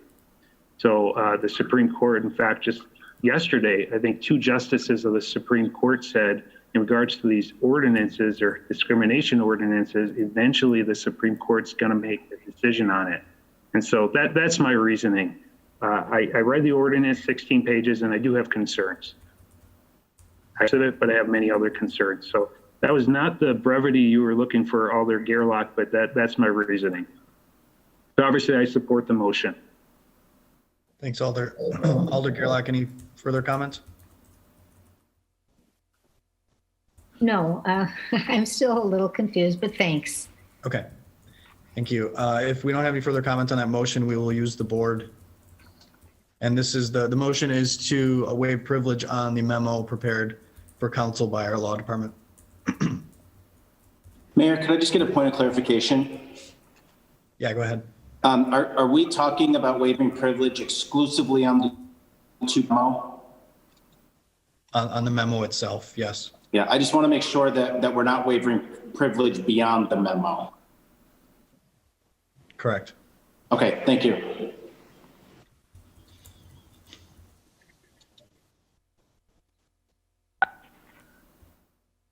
Mayor? Yes. I guess I'd like to ask a question then of Attorney Chavez. Because I want to clarify then, if we're only waiving privilege on this 2-page memo, I thought she said something about this opens the door though, that we could lose privilege regardless of court or challenge this legally, that we may lose privilege on other materials related to this. And I want to make sure I understood. Sure. Attorney Chavez? So what I am saying is that you guys are only waiving privilege on this memo, so we should be fine. However, anything that pertains to what is included in that memo is considered waived. So you can't waive privilege for part of something and not all of it. Like the courts kind of view it as you've either waived it or you haven't. And so I think we're probably okay because the memo is pretty limited. But anytime something comes up in the future with regard to that specific item or any communications we've had with regard to that item, those are no longer protected. So any communications even related to this memo could be, the courts could tell us that we have to pony up those items. Potentially, yes. All right. Thank you. I'm not in favor of this as is, and I'm not going to be voting in favor of it. Thank you. Thanks, Alder. Alder LaFave, did you have a comment or question? Yes, I have a question. This is about the whole ordinances. It's number 9 that we're voting on. We're not voting on Alder Burnett's motion? This is on the motion. That's not what mine says here. It says to approve General Ordinance 2520, an ordinance creating Chapter 50, Green Bay Municipal Code relating to equal rights with the following amendment: remove receipt of rental assistance from the definition section. Yeah, the vote should just be on the memo. So how do I vote here then? Because the way it's worded, it's not on the motion from Burnett. Clerk or other city staff? This happens every time we try to do something when we're on a particular item and we try to vote on something that's related to, but not the item shows up. So we need to all be clear that even though that's what it says, that's not what we're voting on. We're voting on Alder Burnett and his motion, right? Okay, thank you. And that's because we don't put it in the system right now, what his motion is. That's why we cannot do that. Okay, thank you very much. Thanks for that clarification. So without further comments, we will go to the board. Again, the motion is on releasing the privileged memo.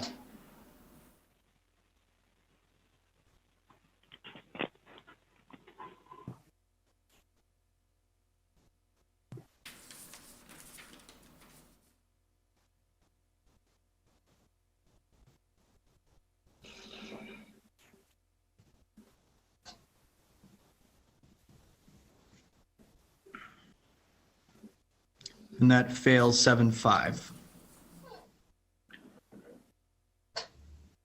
Okay, Mayor, if I could, Mayor, I never voted. I don't know how my vote got up there. Okay. It briefly showed up on my screen and then it was gone. Okay. Clerk, can you bring the screen back or should we revote? I can bring the screen back, but if you want to revote, I just need to know because I can cancel it out and put it back up. Let's just bring the screen back and see if Alder Galvin's vote is properly reflected.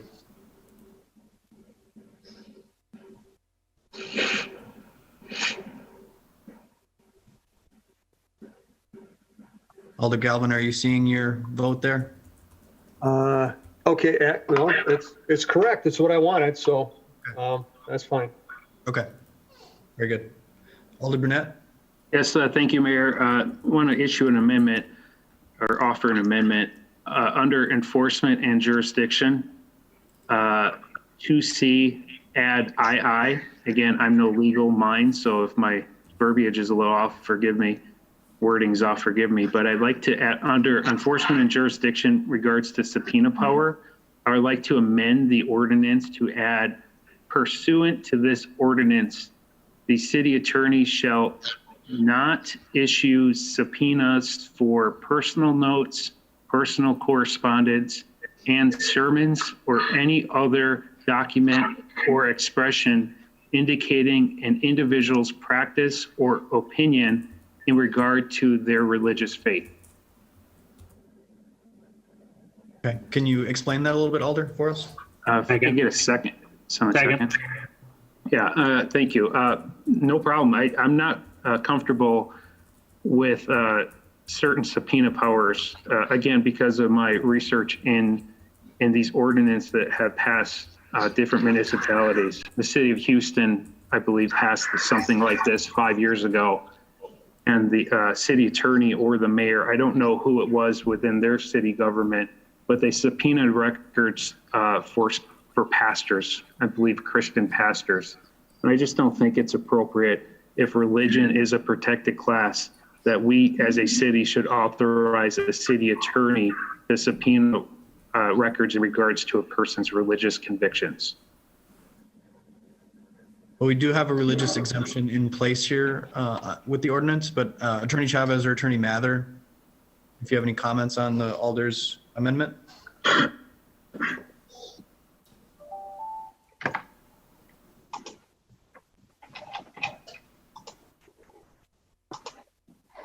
I'll defer to Mather, but what I will say is that generally subpoena powers are limited to matters that are of discoverable nature, meaning they have to be relevant. So it would only come up assuming it was relevant to the case somehow, and the fact that somebody holds religious beliefs generally wouldn't be relevant. Attorney Mather? And I would say the same. I can't. I'm sorry, Alder Burnett, can you, do you have like a scenario in mind where, I mean, because our enforcement at the city level is going to be very limited because now that the rental assistance category has been taken out, all of these categories now fall under state or federal jurisdiction. So it's highly unlikely that we would have something that would need to be enforced at the municipal level anyway.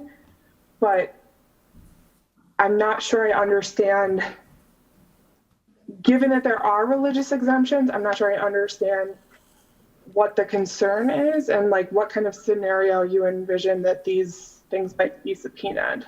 Right. Well, Attorney Mather, thank you for that. I'm not going to point out or lay out any scenario. I think we all kind of understand, if we're going to say that religion is a protected class, religion isn't simply an internal private belief. It manifests its way in several ways. And for Christian pastors or Muslim or people of Muslim faith and Jewish faith, it doesn't matter. people of all faith will express their viewpoints. And if there's a scenario where a person could say that a person of faith, an individual of faith, discriminated against someone, the city attorney could currently subpoena documents that prove discrimination. And so that again is why I wanted this released publicly, because the city attorney's office kind of lays out scenarios which I don't 100% find myself in agreement with. So by adding that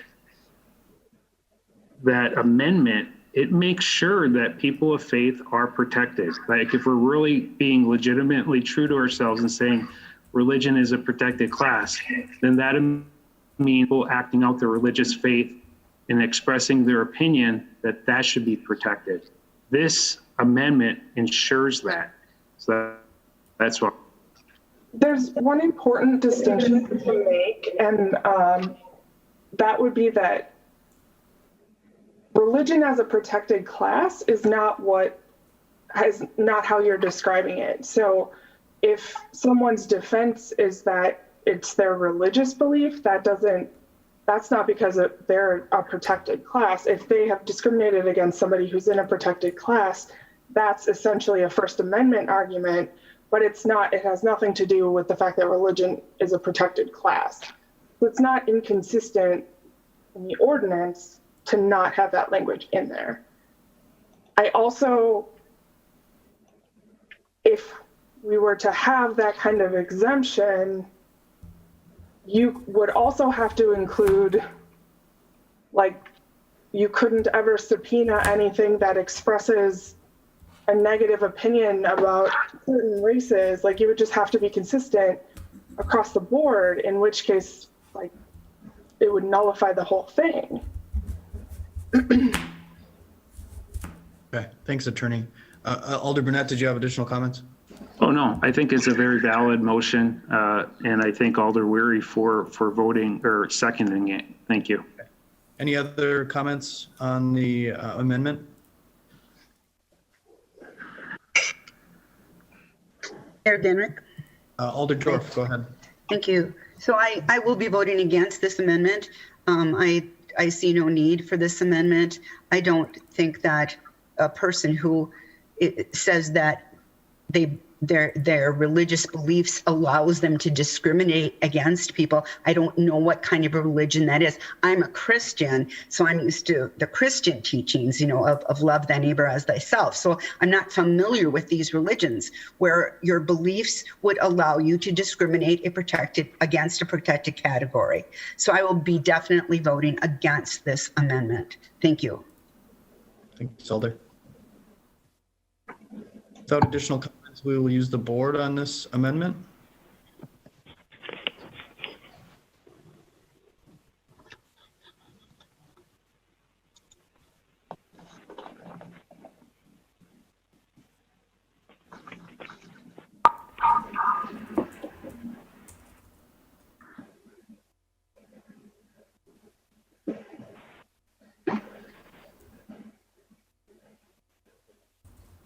And that amendment fails 8-4. Okay. Thank you. One more, as I mentioned, one more amendment.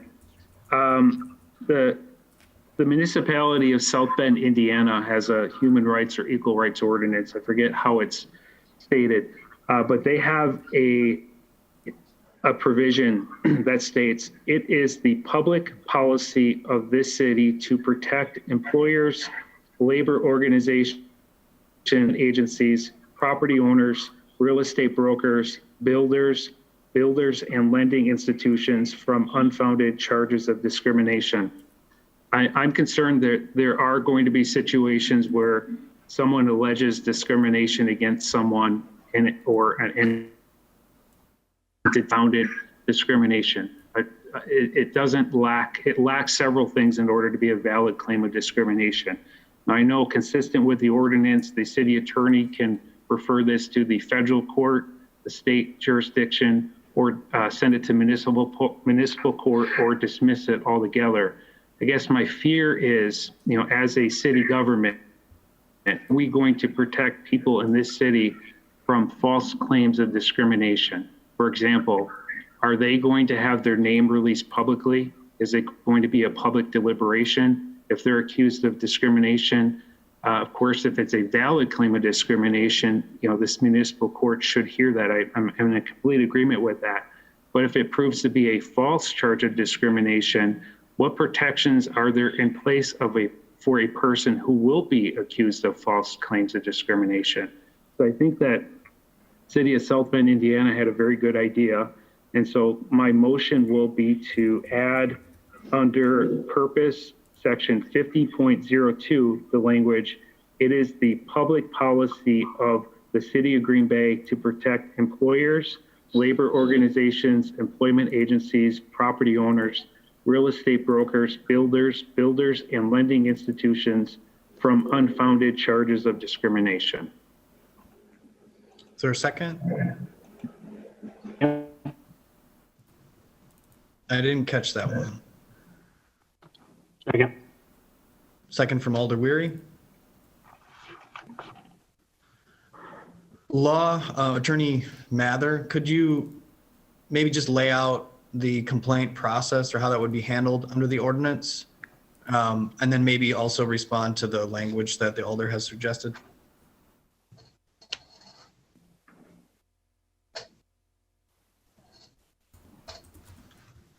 Hi, sorry about that. It was muted. So the complaint process that's established in the ordinance is the city attorney's office will receive the complaints and read them, obviously. And if, based on that reading, either a state or a federal agency has jurisdiction, we will not take any action. We don't have discretion to decide whether to take it to municipal court or whether to refer it. We don't do either. As a matter of fact, we send a letter back to the complainant and say, this is actually a matter for the EEOC or the Department of Workforce Development or whatever it may be. And then they can file with the appropriate agency. So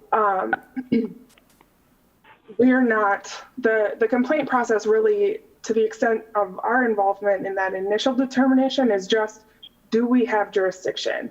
And if the answer is no, that's where our involvement ends, except to send the letter. And then it obviously would be incumbent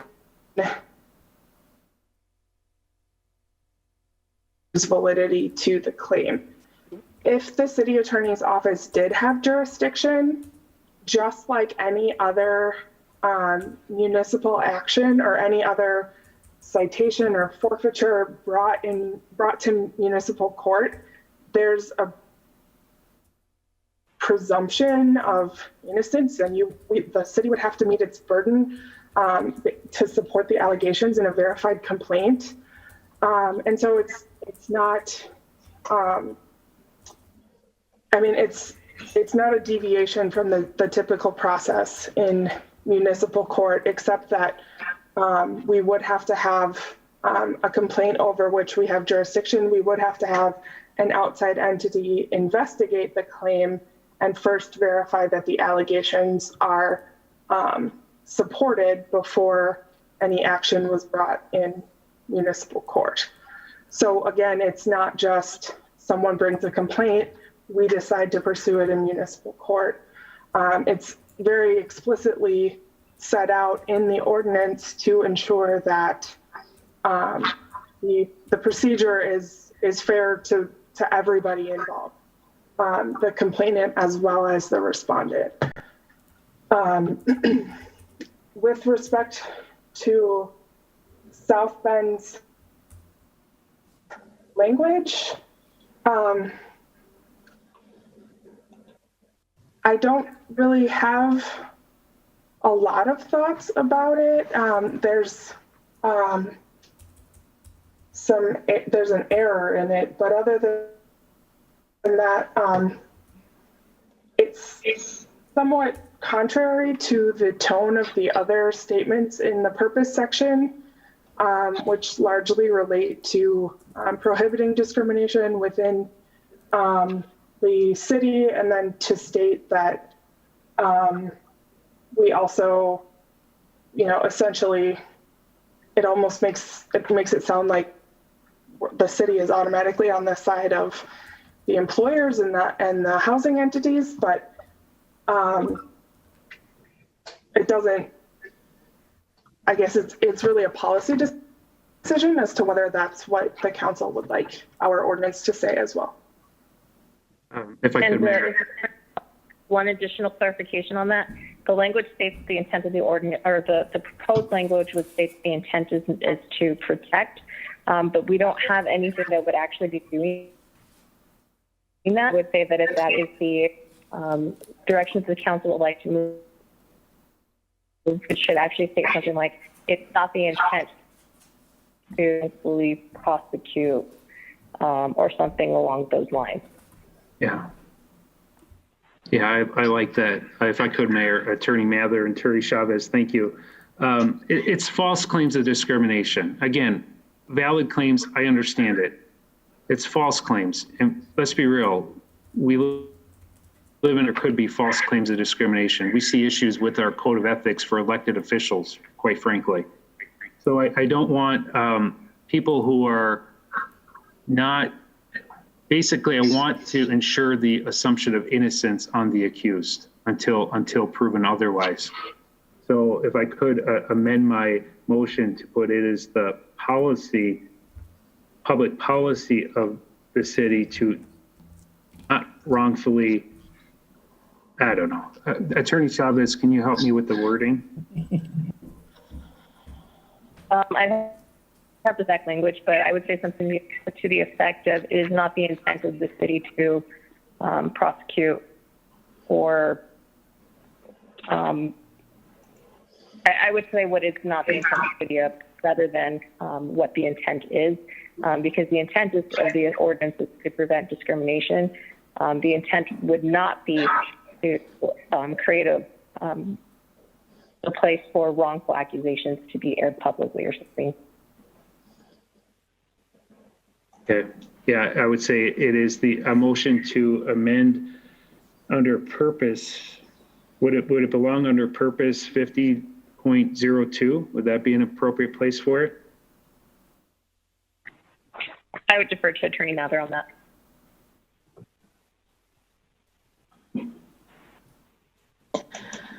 Bear with me just a second. I'm just reviewing that language.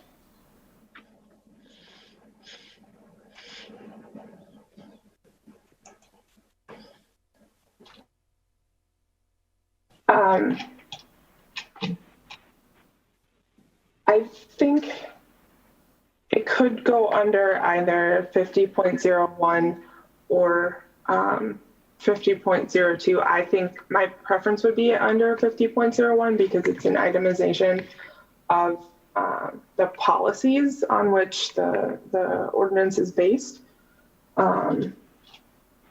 So if we're specifically saying it is or is not the policy of the city, that would seem like a good place for that to go.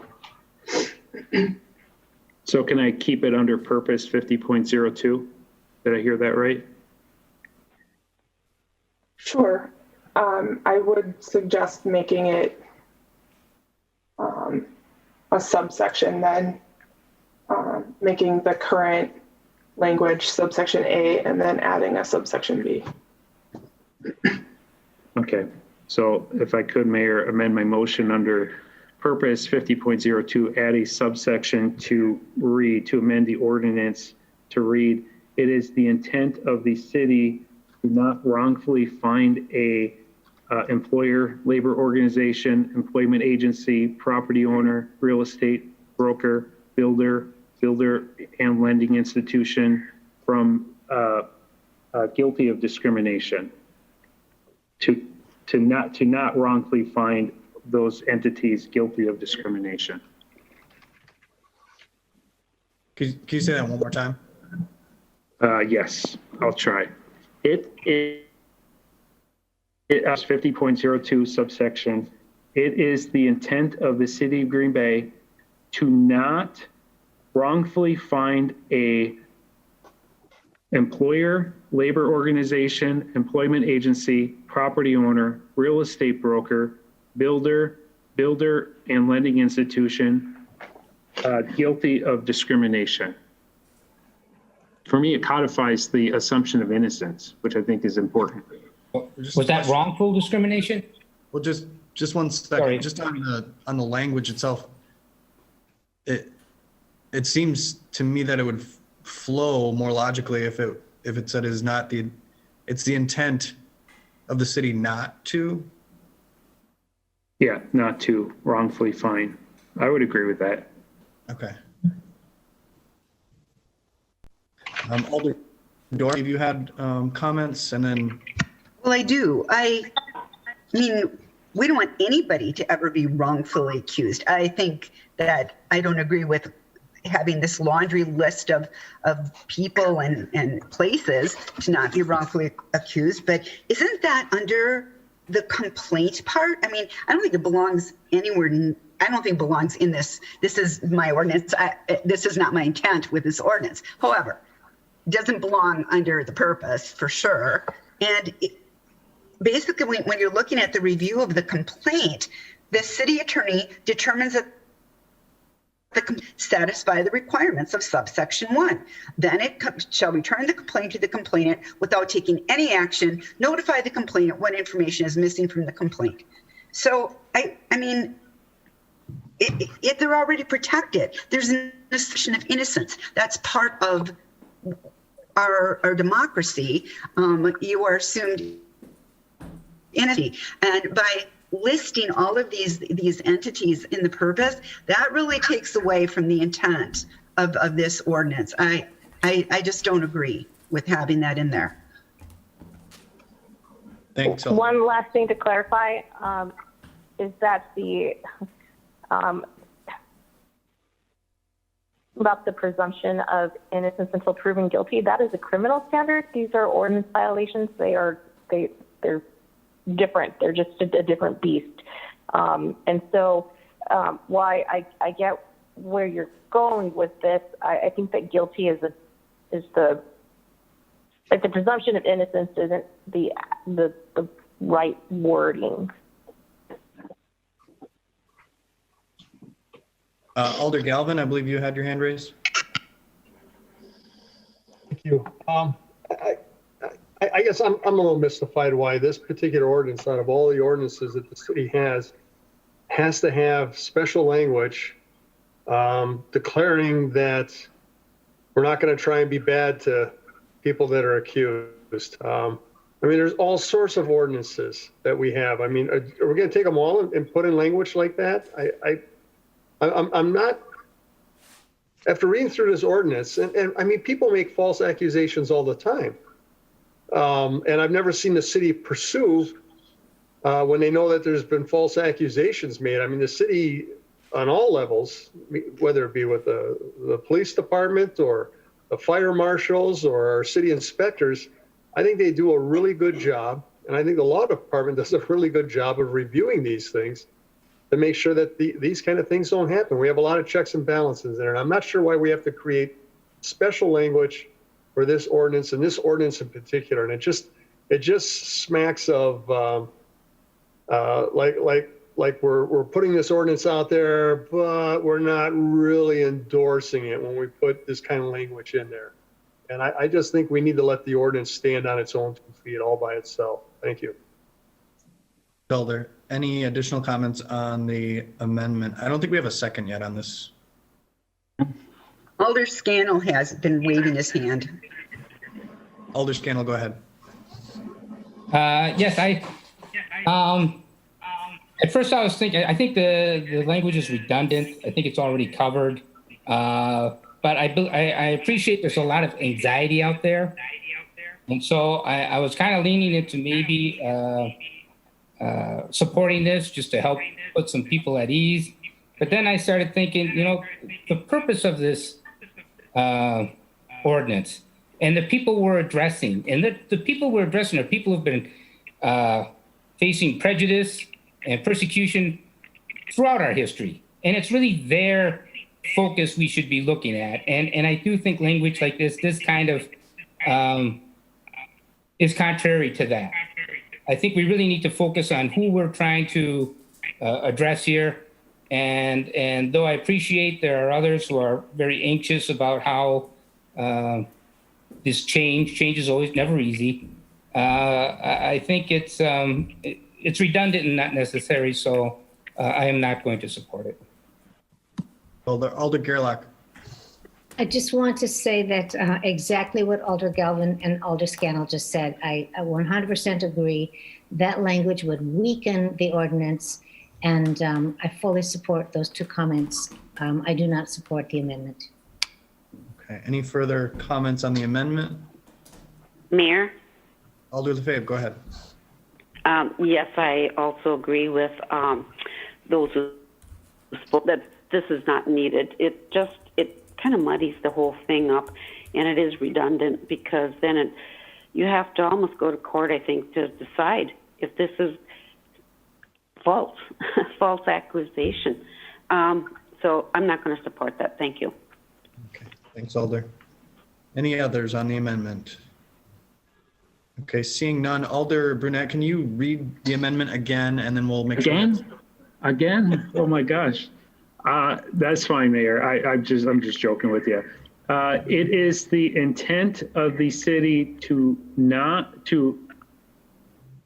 I take your suggestion. It is the intent of the city not to wrongfully fine a employer, labor organization, employment agency, property owner, real estate broker, builders and lending institutions from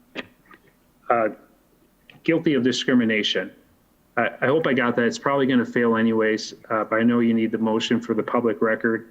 One thing I'll say, this is just a suggestion. I found it in South Bend, Indiana. There's plenty of municipalities that have ordinances and languages. This for me would protect those who are wrongfully accused of discrimination, not to exempt these entities. So I want to make sure that's clear. And you know what? If people have a difference of opinion, that's perfectly fine. I'm one of 12 alders. I respect all of your opinions. I just found language that would, I thought, be helpful to our ordinance, and I stand by the motion. Thank you. Thanks, Alder. Is there a second? I seconded it. I seconded it, Mr. Mayor, if we could use the board. Yep, absolutely. We'll use the board.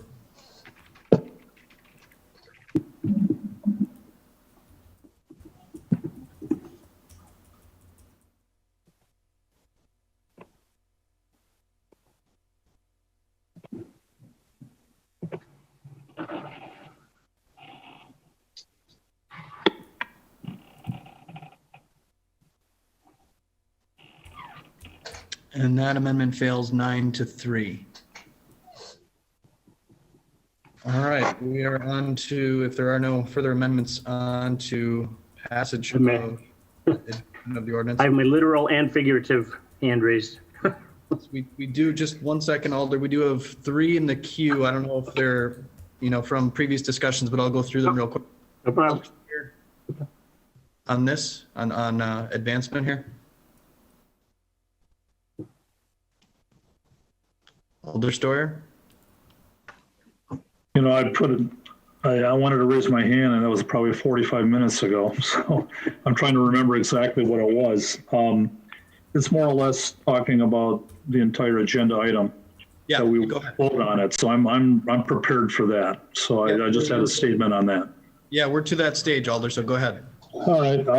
Well, I just wanted again to thank Alder Dorf for bringing this forward. I thought a lot of work was put into this ordinance. I also felt that at the Protection and Policy Committee meeting last week that it was truly vetted, and many folks spoke on this matter. It did come forward. Alder Stevens brought a point forward about the rental assistance that we took out. Alder Dorf concurred, and she didn't want it per se, but she did concur with it. And I guess all I'm trying to say is that I've talked to a number of landlords, apartment owners, the Brown County Apartment Association, a number of folks. Any of them said, you know what, we want to work with the city, with the alders, and such. So I think that I'm going to put in a communication to that effect at the end of the meeting. but I feel that the ordinance as it stands right now is good. It's very fine. And it was a great job, again, by Alder Dorf, and I feel that we should just move forward with it. So I would make a motion to pass the ordinance as it was presented to us today. Alder Vanderleest. I already made that motion. Yeah, we do have the motion. But Oh, you did make that? All right. Yeah. I've been waiting so long. Mayor.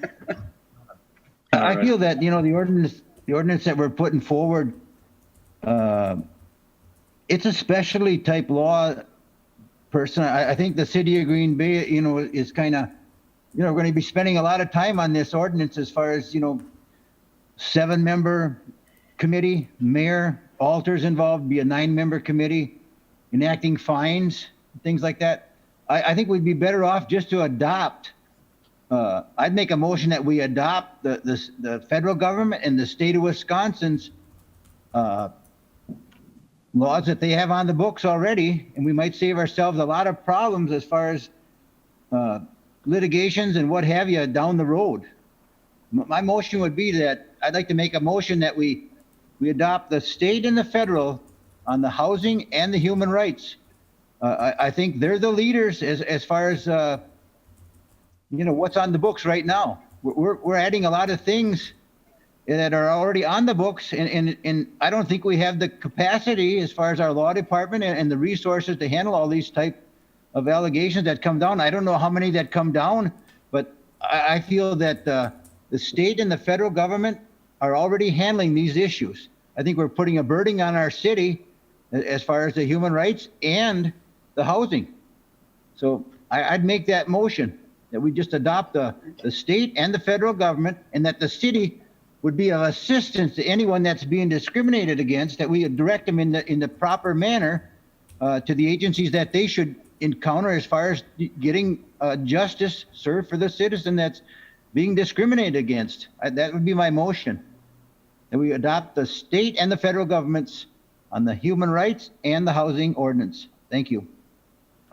I'm not sure exactly how that motion would be in order, Alder.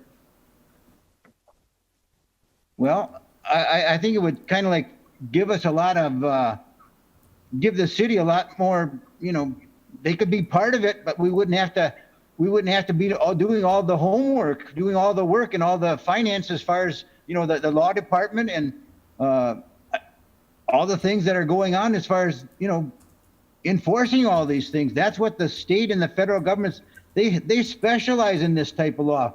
Our city attorneys, they don't specialize in this type of law at all. I think that the city should be a helping hand to anybody that's being discriminated against. And we don't encourage any type of discrimination, and that we should just direct it to the proper agencies, the state and the federal government that has the sound law background as far as handling these type cases. I don't think the city's equipped. Yeah, That would be my motion. I understand the spirit of what you're driving at. I just don't know exactly how that would be crafted as an amendment. Yeah, you can ask our city attorney.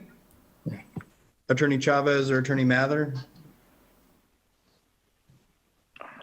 I'm not sure that that's really a proposed amendment so much as a potential motion to receive and place on file. Okay. No, I'm not asking to receive and place on file. I'm asking that we would adopt the state and the federal government's housing and human rights laws. That we don't act, in other words, that we're not enforcing more laws. They already have most of these laws on the books, and they specialize in it.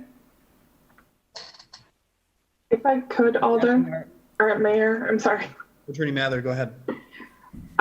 I just want to clarify, as I mentioned before, the majority of the enforcement will still be done at the state and federal level.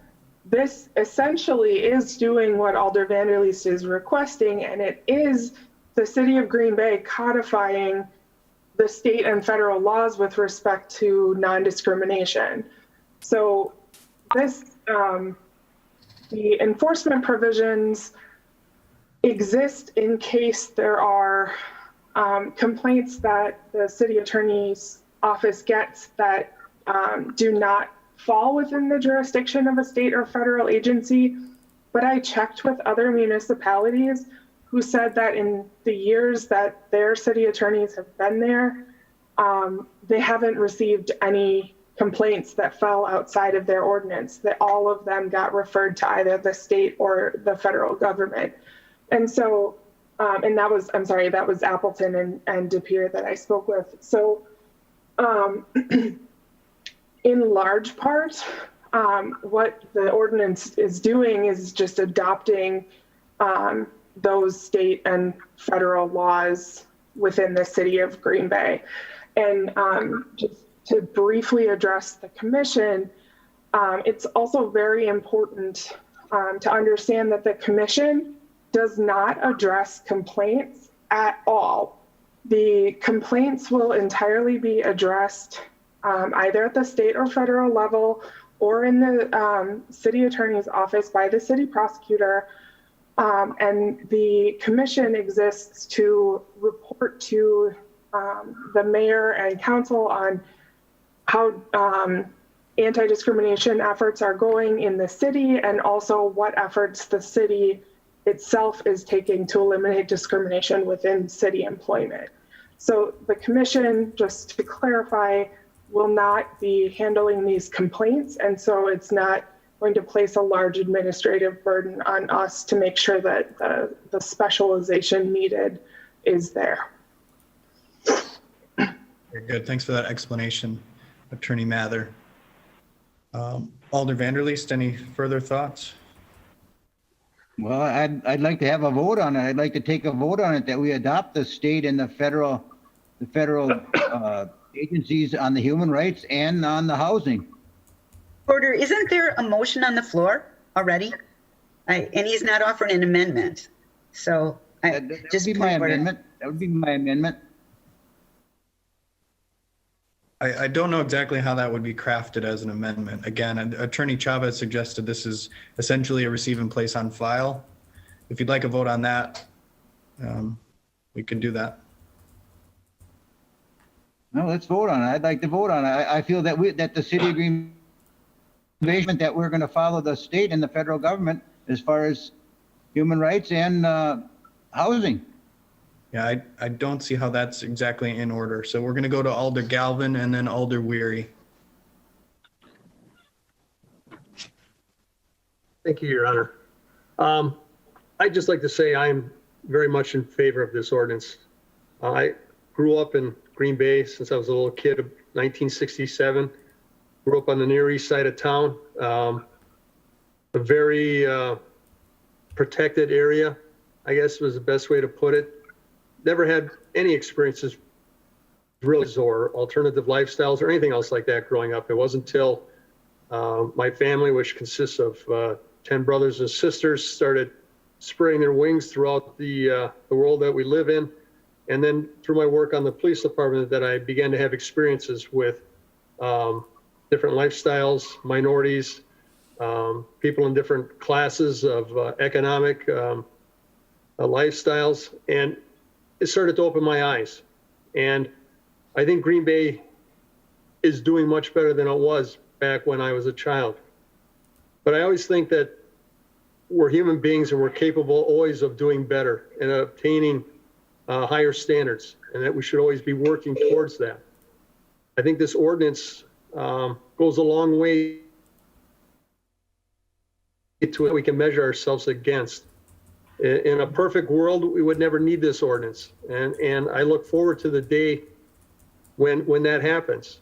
But until then, we need to have some things in place, things that reassure people that Green Bay is a place that will not tolerate any kind of discrimination whatsoever, and that people have a chance to stand on their own 2 feet and improve themselves.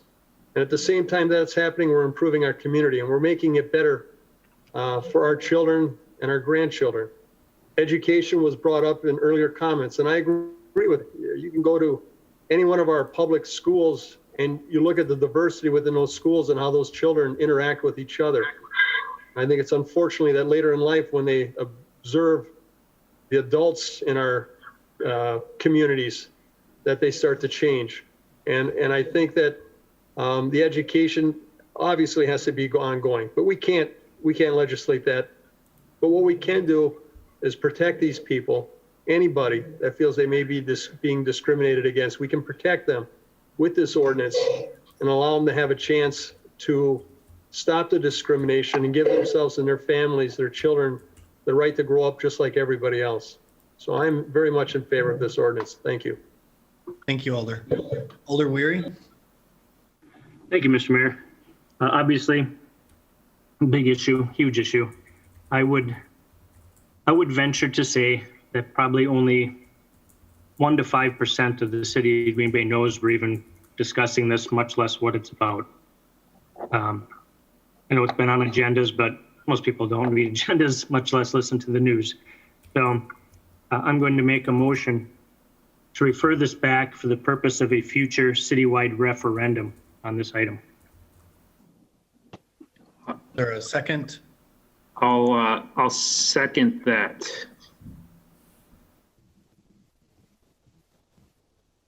Just curious how this would play out exactly, I guess. Attorney Chavez or Mather, is this an appropriate motion?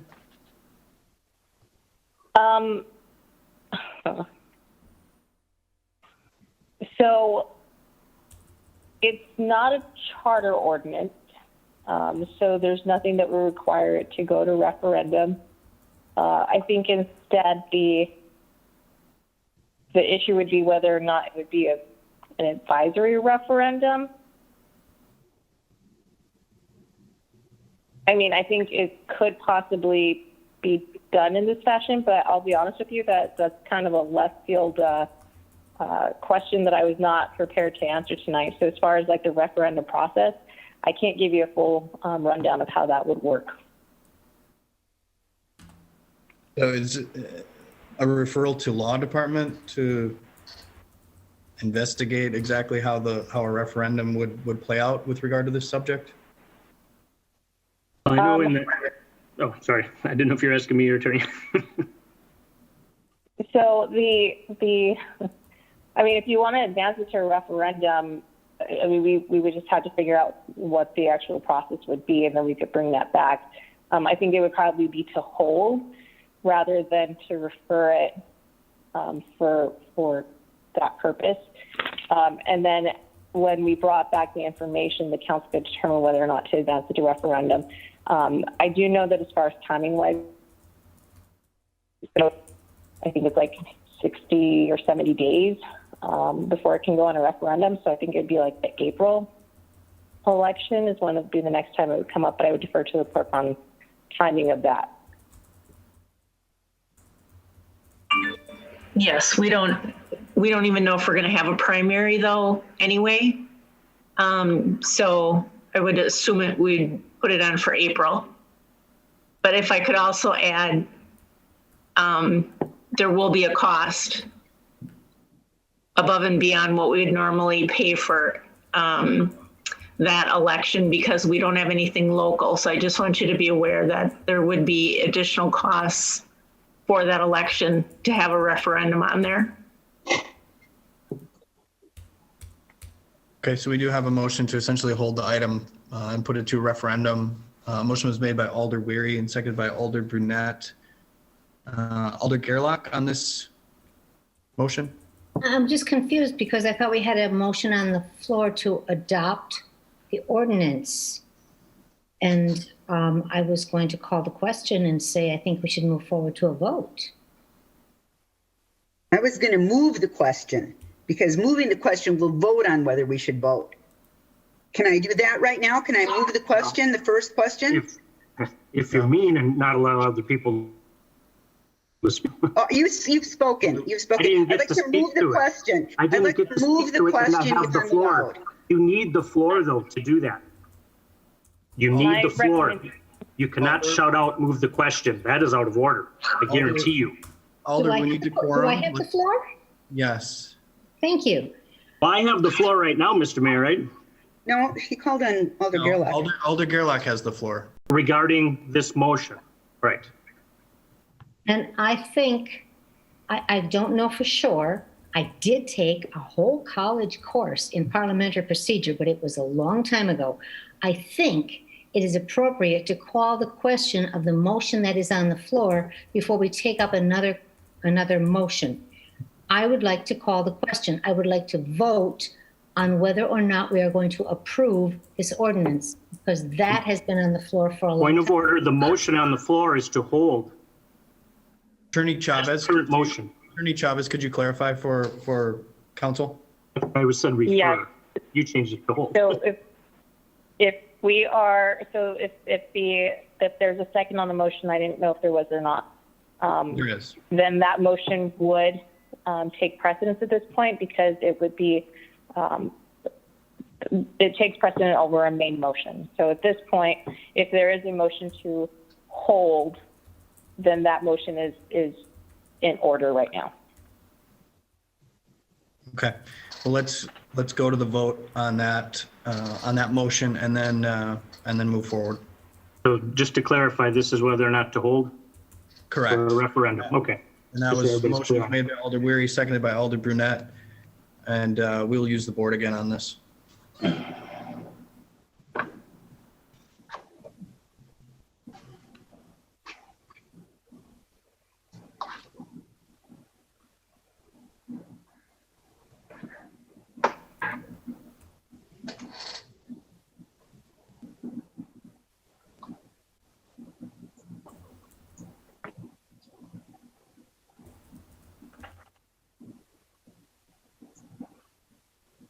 Just waiting on one vote from Alder Vanderleest.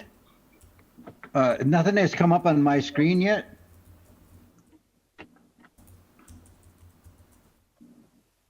I have it now, 1 second.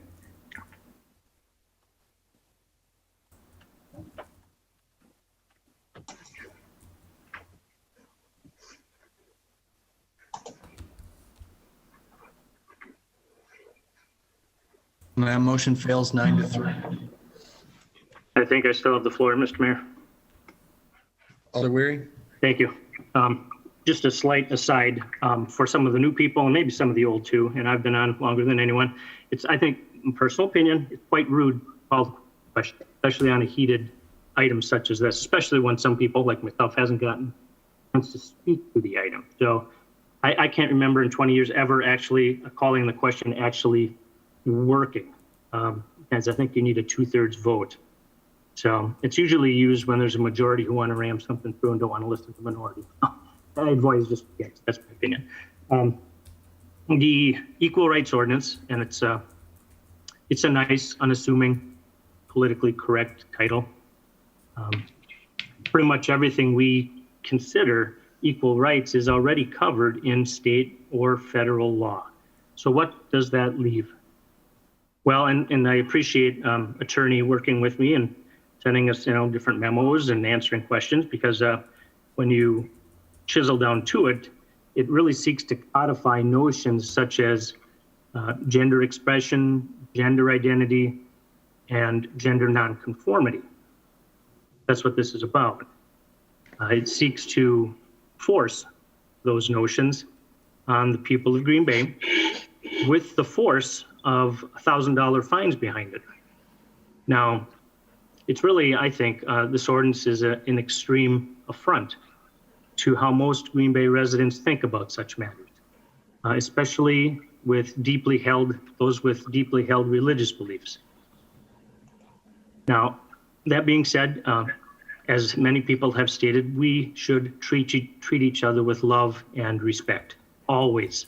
You always accept the person, no matter who they are. That's going without saying. However, this ordinance demands that we play along with subjective reality claims. Well, guess what, folks? We don't have to accept radical change because some people's feelings may be hurt. There's two important areas that are nowhere near settled on this issue: science and law. In science, whether it's biological or psychological, it's still awash and a myriad of debates on this issue. And if you want to take a lot of your time up, start researching it, because there's a lot there. Now, under the law, there are several lawsuits, as I think Alder Burnett mentioned and others, that by business owners in other cities and states that have come about because of ordinances like this. And they're working their way through state court, and some are pending, awaiting the Supreme Court, as I think a couple Supreme Court justices even mentioned this week. So the Supreme Court has not yet broadly and definitively ruled on this specific issue of anti-discrimination claim versus the right to free exercise of religion. That one's still pending. That broad, overreaching ruling. They've had a limited ruling about employment, but not the broad ruling. So, if this passes, I predict we'll see some lawsuits. I don't want to tax our legal department any more than it is, especially. I've said I've been waiting for 2 years now. It'll be 2 years in November for the ethics ordinance changes to come through. I will probably be long out of office before I ever realize that, but I hope we get to it. So I can't in good conscience support. Thank you. Alder Dorf. Oh, I'm sorry. I have nothing to say. Thank you. I just would like to vote. Yeah, it has been a robust discussion, 2.5 hours in. So if we could move to the vote, I think that would be a good thing. We do have a motion and a second on advancement of ordinance, so we will use the board.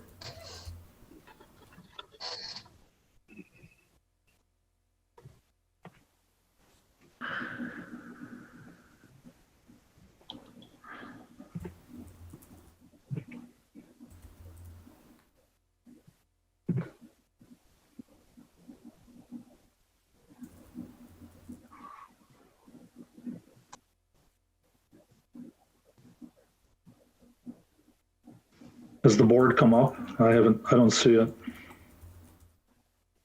It is up.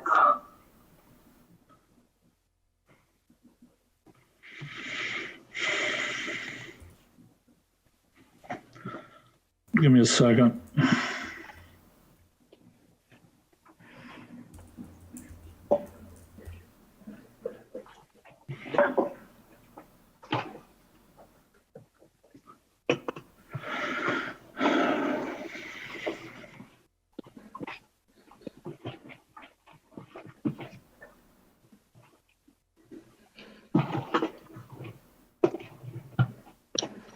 That item passes 9-3.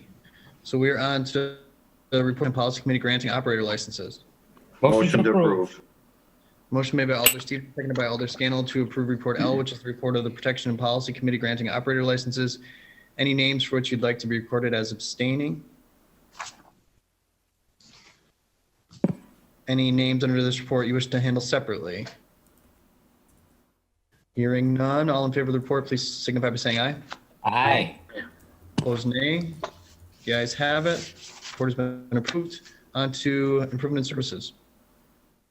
Motion to approve. Second. Motion made by Alder Corpus Dax, seconded by Alder Dorf to approve report M, which is the report of the improvement in services committee from the meeting on September 30th, 2020. Any items under this report to handle separately? Item 1. Number 4. 1, 4, 6. 6. Any others? Items 1, 4, and 6 will be handled separately. Hearing none others, all in favor of approving the remainder of that report, please signify by saying aye. Aye. Aye.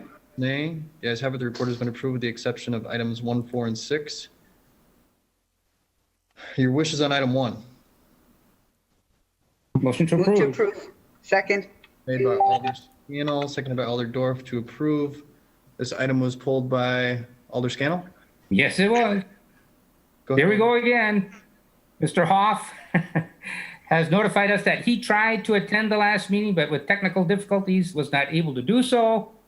So I'd like to refer back and give him his chance again. Second. Made by Alder Scannell, seconded by Alder Stevens to refer this item back to improvement in services. All in favor, please signify by saying aye. Aye. Aye. Opposed, nay. Nay. The ayes have it. The item has been referred back. We're on to item 4, your wishes. Motion to approve. Second. Made by Alder Scannell, seconded by Alder Dorf to approve. The item was pulled by Alder from the 9th, Alder Johnson. Alder Vanderleest. Alder Vanderleest, go ahead, Alder. Thank you, Mayor. I just want a little bit of a history on this. Are they trying to rescind? In other words, they don't want to pay their assessment for the curb and gutter? Or what? Could you give us a little information on that, Department of Public Works? Director Grenier. Sure. Prior to the construction of the North Webster Avenue project, Paul's Pantry acquired a piece of property on the northwest corner of Klaus Street and North Webster. Because that property has frontage along North Webster, it is under ordinance subject to special assessments for pavement construction. And because it's in a non-residentially zoned area, they would have to pay half of the pavement assessments and the other half would be covered by the local vehicle registration fee. Paul's Pantry came in and did discuss that, in their opinion, they felt there was some unequitable treatment because there are nonprofits or not-for-profits simply by being located in a residentially zoned area would thereby be excluded from paying the pavement special assessments for pavement construction because of their zoning. So that was the main point that they were making, is that they shouldn't have to pay the special assessments. I would suggest that you allow this to continue to go back to staff. We are doing research and we think we may have found some additional information that would be relevant to the conversation, and that could be held, we could have that discussion at Improvement Services next week. Okay, that's fine. If they're, in other words, you're going to discuss it, but I don't think that the city council can waive fees for nonprofits. If, in other words, if they're coming that, in other words, if they're in that jurisdiction, as far as that's where their business operates out of, I believe that they should pay just like everybody else. So that's my thoughts on that.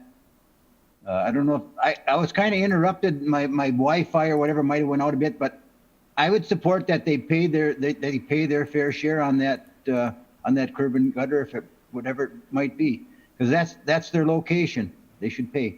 Thank you. Alder, we do have a motion to refer back and it's been seconded. Any further discussion? All in favor signify by saying aye. Aye. Aye. Aye. Mayor, I apologize. I was muted. Can I still say something? Well, we have acted on that item, Alder. I just want to say, yes, I think it should go back and discuss it further, as this is in my district, and I did talk to Paul Pantry about this. So yeah, I approve that it should go back. Thank you. Thanks, Alder. Now we are on to item 6. Wishes for Motion to approve. Motion to approve made by Alder Scannell. Second. And Seconded by Alder Brunette, I think. Nope. No, Alder Dorf. We'll go with Alder Dorf here. And this item was pulled by Johnson. Alder Johnson. Go ahead.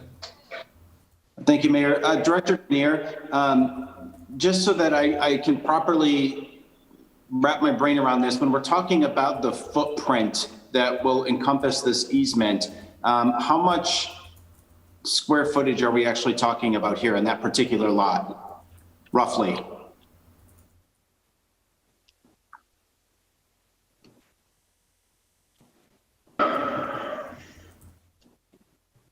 The easement area itself measures 55 feet perpendicular to the road and 30 feet parallel to the road. Okay, and so when we grant an easement on something like this, I presume then the city would continue to be responsible for maintaining that lawn in that area, is that correct? Or would it be permanently replaced with concrete and other stuff? Oh.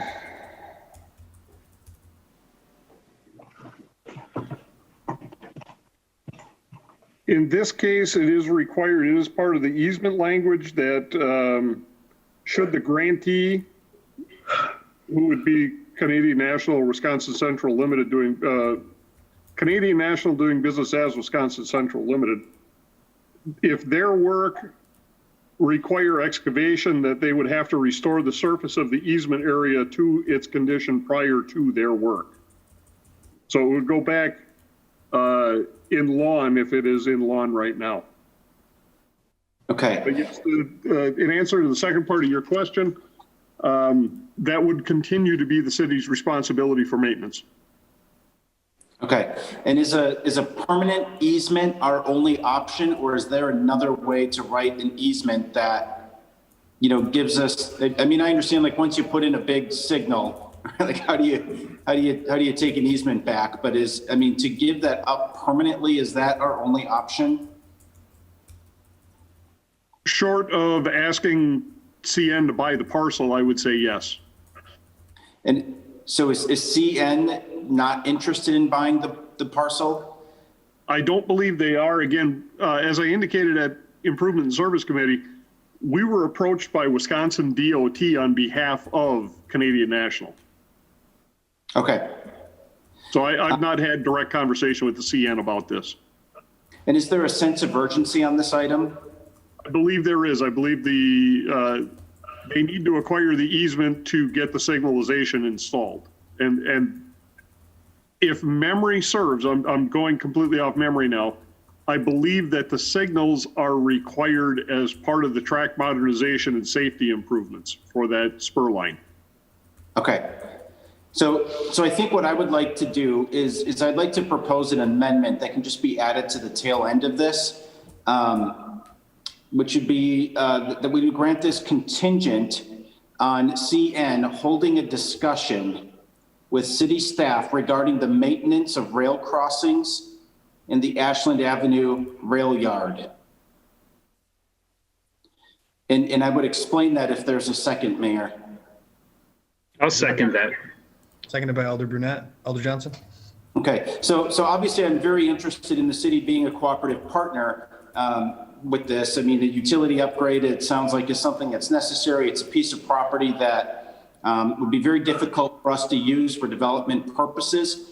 However, as I expressed at the committee level, I'm a little bit hesitant with providing permanent easements or giving away property when we have so many other challenges in our community that are currently not being met.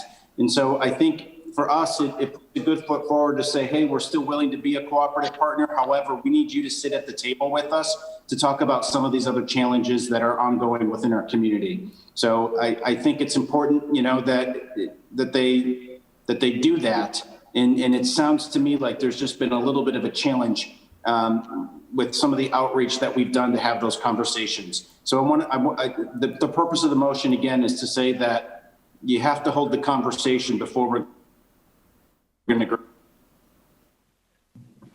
Okay. Further discussion on the amendment? All right. Hearing none. All in favor of amending that approval as reflected with all of Johnson's comments will signify by saying aye. Aye. Aye. Aye. Aye. Nay. The ayes have it. The item has been amended. Motion to approve is amended. Second. Motion made by Alder Scannell, seconded by Alder Corpus Dax to approve as amended. Hearing none. All in favor will signify by saying aye. Aye. Aye. Nay. The ayes have it. The item has been approved. On to Plan Commission. Motion to approve. Second. Made by Alder Scannell, seconded by Alder Corpus Dax to approve Report N, which is the report of the Plan Commission from the meeting on September 28, 2020. Any items here to be handled separately? Number 3, please.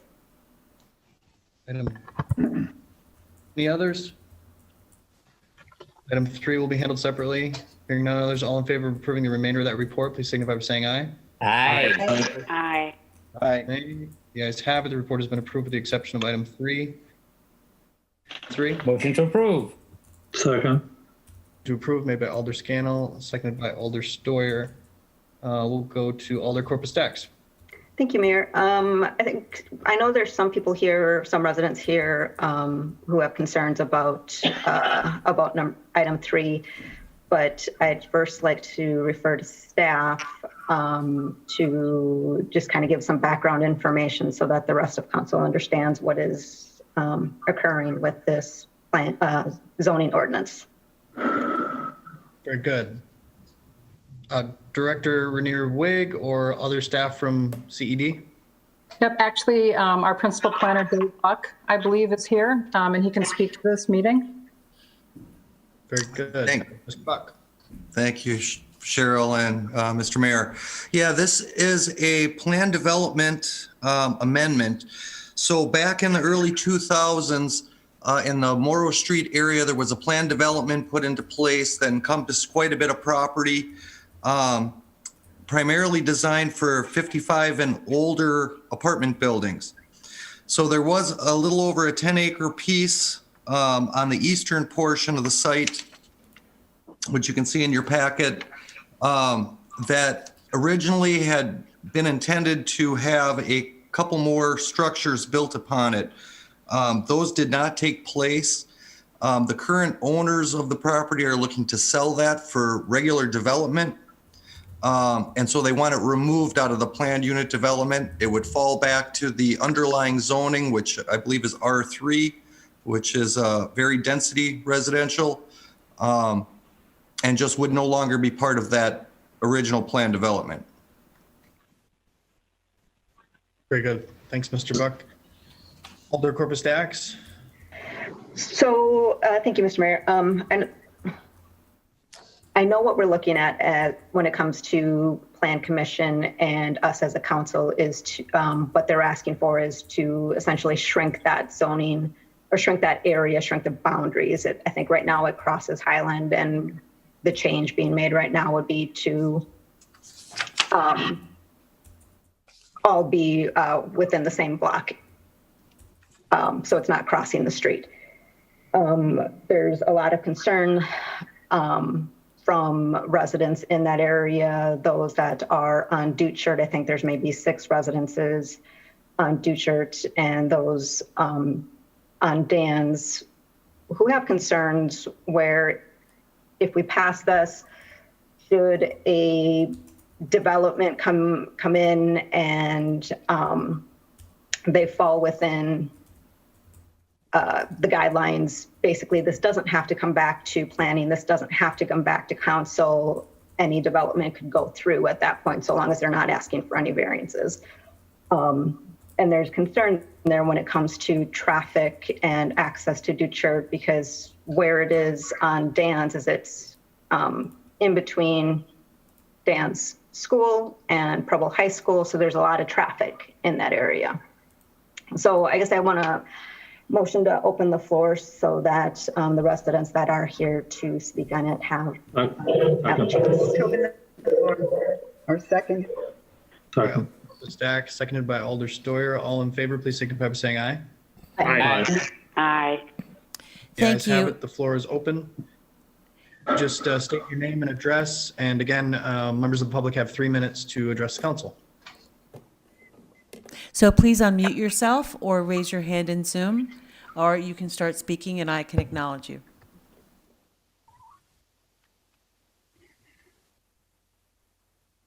Whoever would like to speak, please unmute yourself and start speaking. Give your name and address for the council.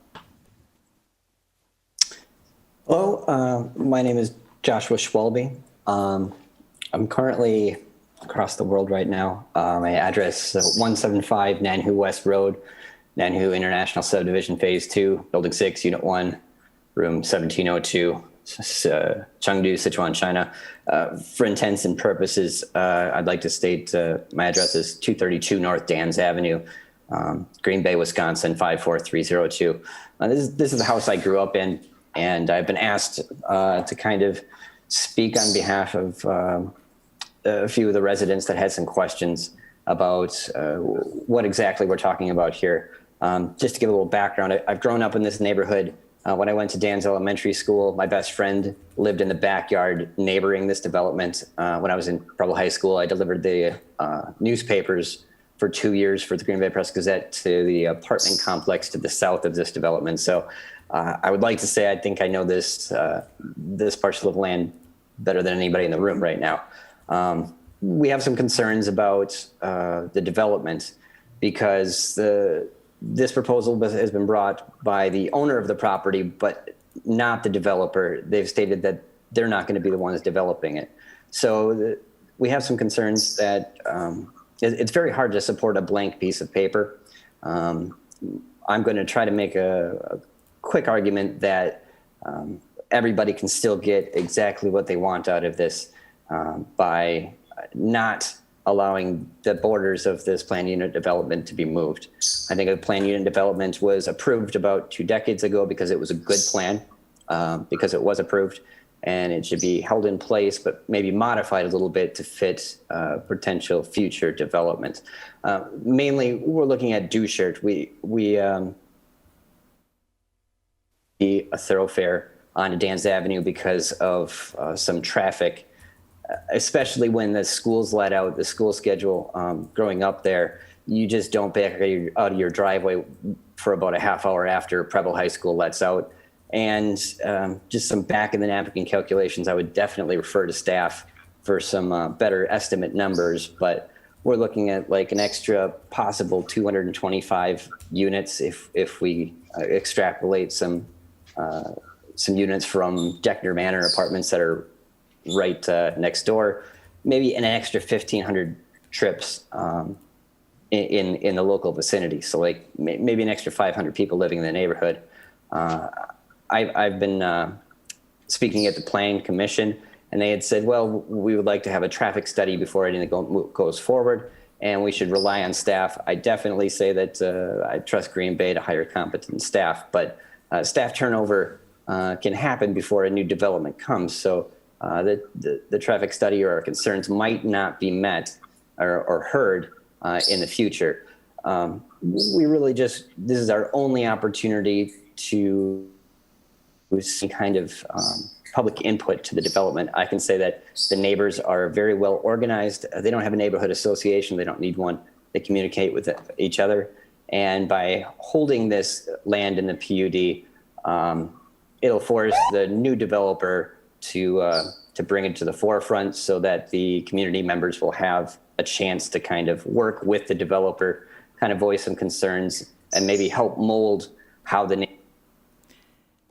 neighborhood's going to change in the future. Thank you so much, Thank Mr. you. Schwalbe. And I'm definitely open for any questions. If anybody wants to know about the character of the neighborhood or exactly what the neighbors' concerns are about this potential development. Thank you so much. We again, appreciate your comments. Just to restate, we Yes, don't support. thank you. I'm so sorry. Your removing 3 this from the minutes are boundaries. expired. Thank you so much. Next, we have Cynthia's iPad. Cynthia's iPad, please unmute yourself and state your name and address for the committee. It's Cindy Schwalbe, 232 North Dan's Avenue. Josh is my son. We have 25 signatures of residents of the neighborhood that are opposed to this. If you allow this to go through, we would get no notification of any development that goes in there. That area looks like it is approximately double the size of Deckner Manor, which is 211 units. So this could potentially be 400 plus units going in. We're not trying to block apartments, just the access to the 200 block of Dan's Avenue. There are other areas that they can have ingress and egress, and that those residents would be able to access Dan's Avenue, just not right in that 200 block. Again, when the school's let out, it's during rush hour traffic to begin with, and we have high pedestrian traffic. So getting onto Deer Trail Street for the back neighborhood is a lengthy wait. And also trying to get out of our driveways. You just plan around those hours. You know, if you need to get out, you sit and wait. I was told that if this plan does go through, then they won't even hold our petition attached to this lot. It would be for city planners to remember that we had some questions. Again, we have 25 signatures opposing this, and it's mainly for the right to have a right to come to you and put forward our concerns at the time that there's actually a plan, a development that is put forward. Thank you.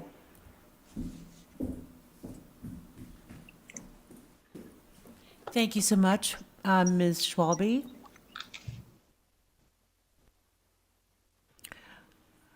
Is there anyone else wishing to speak to this item? Please unmute yourself and state your name and address for the committee, for the council, sorry.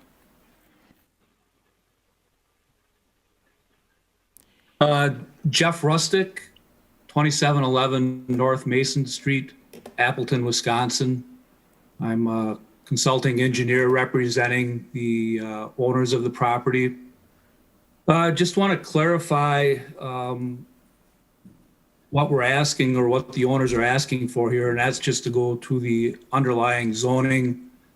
Seems to be a little bit of misconception. The existing PURD has a connection right to Church Street. So right now, as it stands, there is no other way to develop that property other than connecting to that street. PURD is. So we're asking to take that off, and then a new developer would have to come forward, and he may not have any interest in it. But with that PURD on the property now, that there's only one way for it to develop, and that's the way that the PURD is laid out now, with connections to both Highland Park and Dusert Street. Thank you.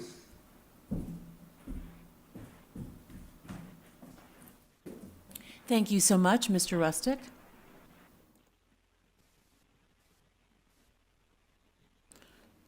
Okay. Just give me a moment. Is there anyone else wishing to speak to this issue? Please either raise your hand in Zoom or unmute yourself and state your name and address for the council.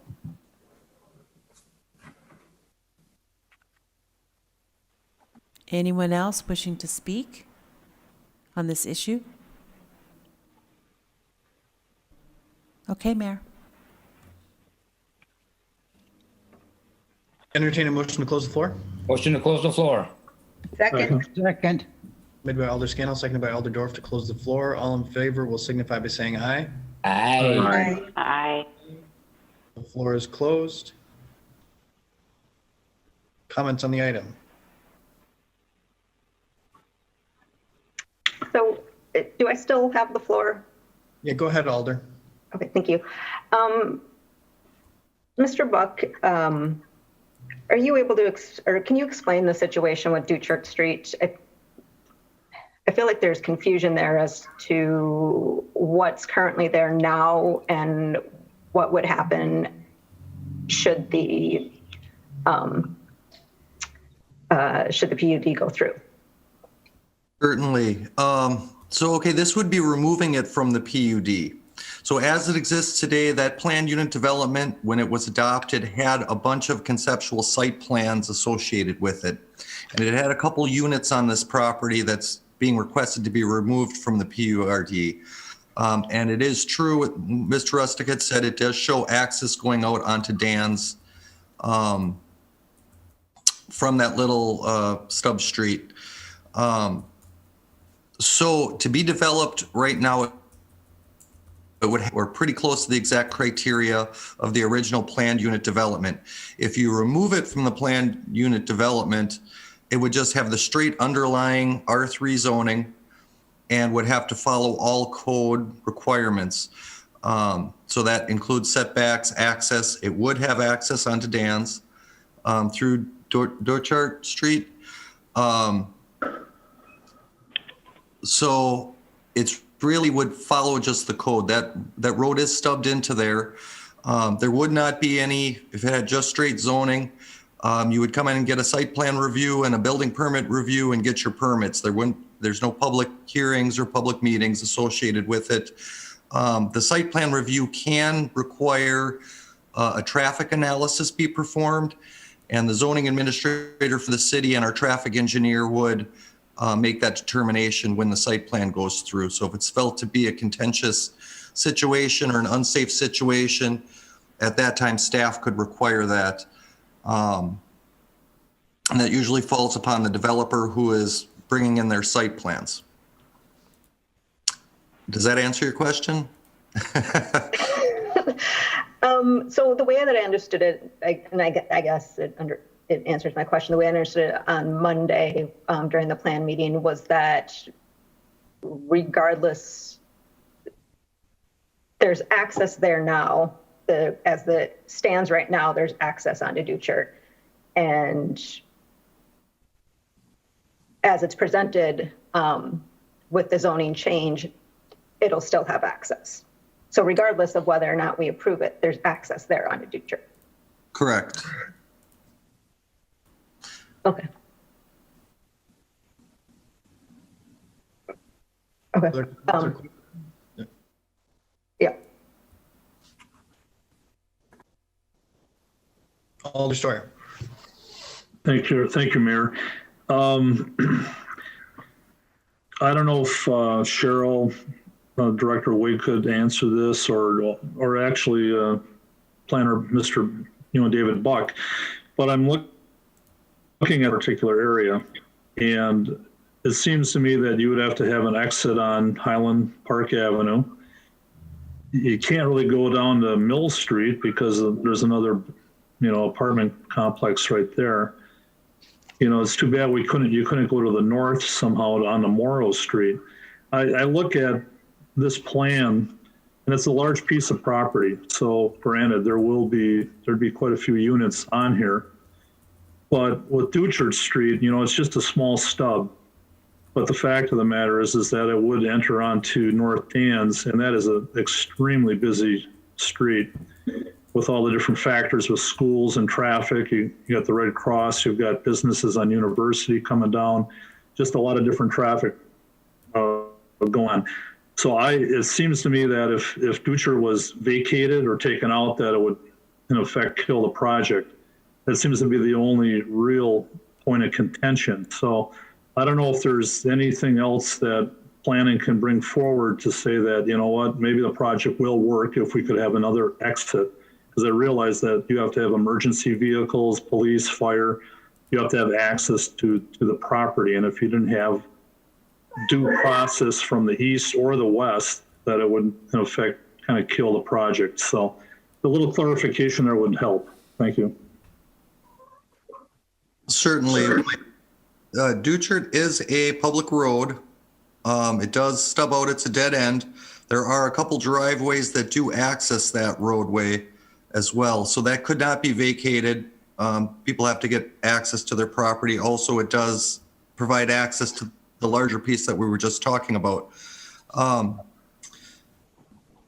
So, I can throw one option out there would be if the PURD remains in place as it sits today, either the property could be developed as designed in that PURD, as regulated in the PURD, or if a new developer were to come in at that time, they would have to request the amendment. Then it would go back through Plan Commission and City Council for that amendment. And that could either be to remove it like it's being requested tonight, or to amend it to change the parameters to meet whatever the the new request would be. That would be an option. It does take a little bit of flexibility, quite a bit of flexibility out of the sale of the property, however. But Dutchart Street could not be vacated currently without all of the adjoining property owners agreeing, including the one that's being requested right now. Tell me what the value offhand is of that property as it sits. I'm sorry, I don't have that information. Okay, all right. That's all I have right now. I may have some more comments later, but that's all for now. Thanks, Alder. Other comments or questions? I just got one comment, Mayor, Alder Vanderleest. Go ahead, Alder. This would be for Mr. Buck. Is there any state statutes that would stop the developer from, if a new developer comes forward, that are on the books as far as that the city couldn't stop the project if it meets all the criteria?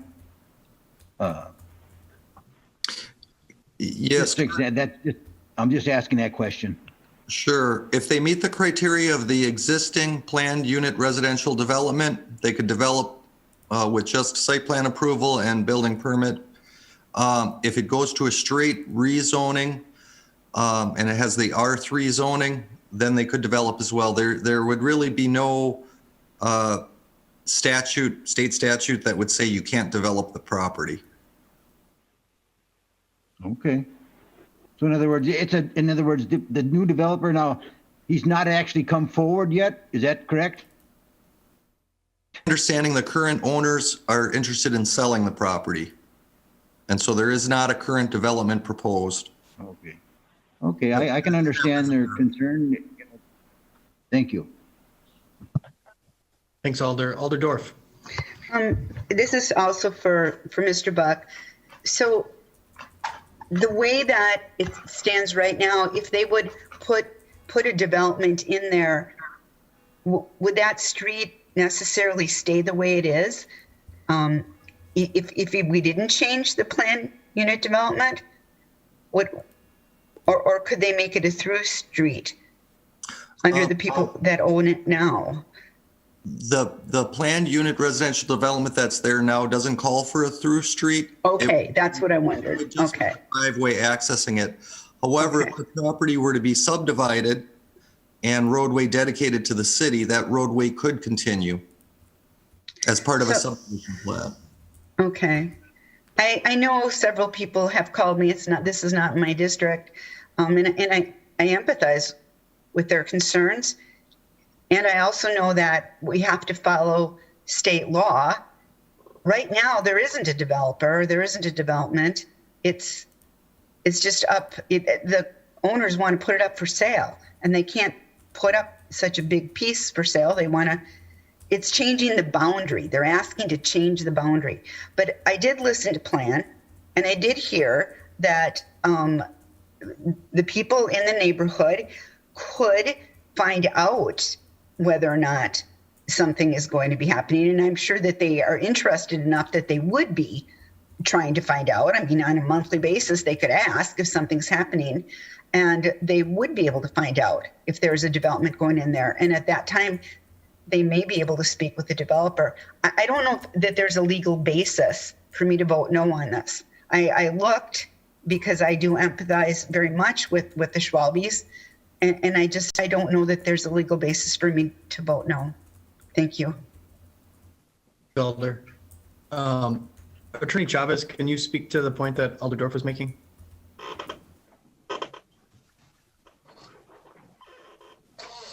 I tend to agree with that. We don't have a lot of flexibility as to what it is that we are aerations like this. Has already been identified, what the city is to consider is pretty clear. Okay. Thanks, Attorney Chavez. Any further comments or questions on this item?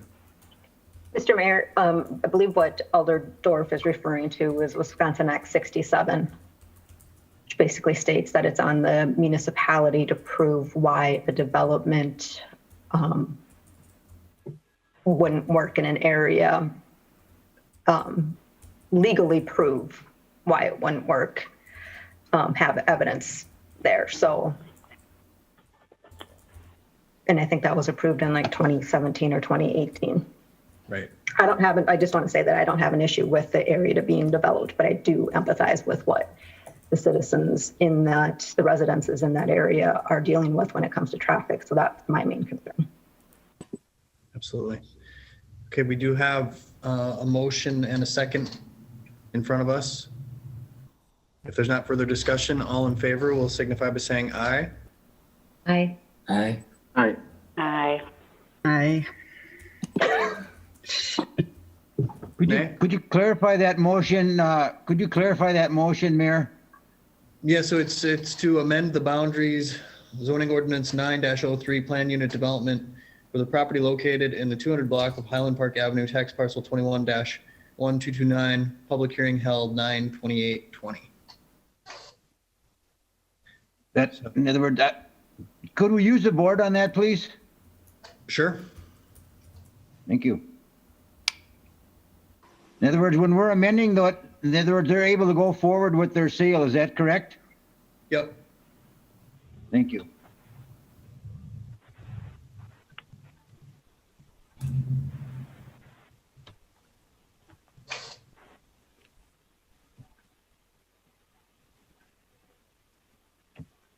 Mine's not coming up.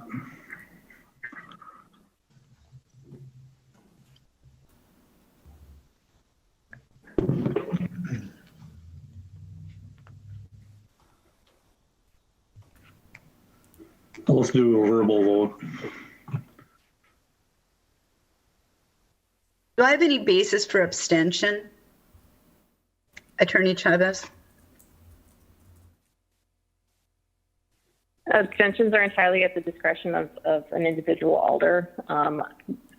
Abstentions generally are reserved for when somebody feels that there is a conflict of interest or something to that effect, which would preclude them from deciding something in an unbiased fashion. But outside of that, I mean, there is no requirement, or there is no enforceable requirement that an alder give a reason to abstain. So based on a personal friendship with the people involved, would that be a reason? That is up to your independent judgment. It is. I have never abstained ever before. I had to go with, I can't abstain. Thank you. Never mind.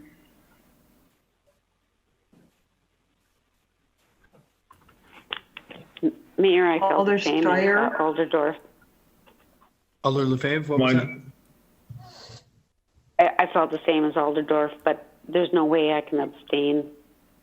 You know, I don't know the people, but I do feel that this was something that we had no control over, and I apologize to the people there. I had to vote yes. Alder Steyer, did you want a voice vote? Yes, I'm going to vote no.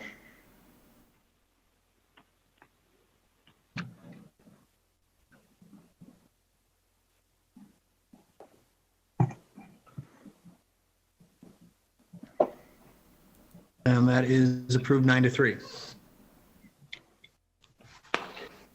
On to report of the Park Committee.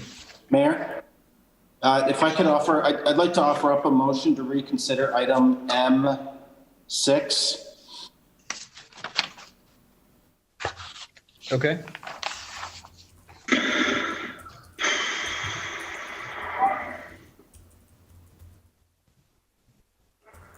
I'll second that. Seconded by Alder Weary. Go ahead, Alder Johnston. I think we have to do the vote to reconsider, but essentially I just want to offer up one additional amendment. All in favor of reconsideration will signify by saying aye. Aye. Aye. Aye. Nay. Guys have it, and we are reconsidering. Thank you, Mayor. In addition to what was previously passed, I would just like to add one additional amendment that that CN be required to pay in full any outstanding invoices owed to the city of Green Bay as the result of maintaining properties within the city. Second, yes. All right, that item has been further amended. Any discussion on that? Or the motion has been made, it's been seconded. Any discussion on it? All right, all in favor of the amendment will signify by saying aye. Aye. Aye.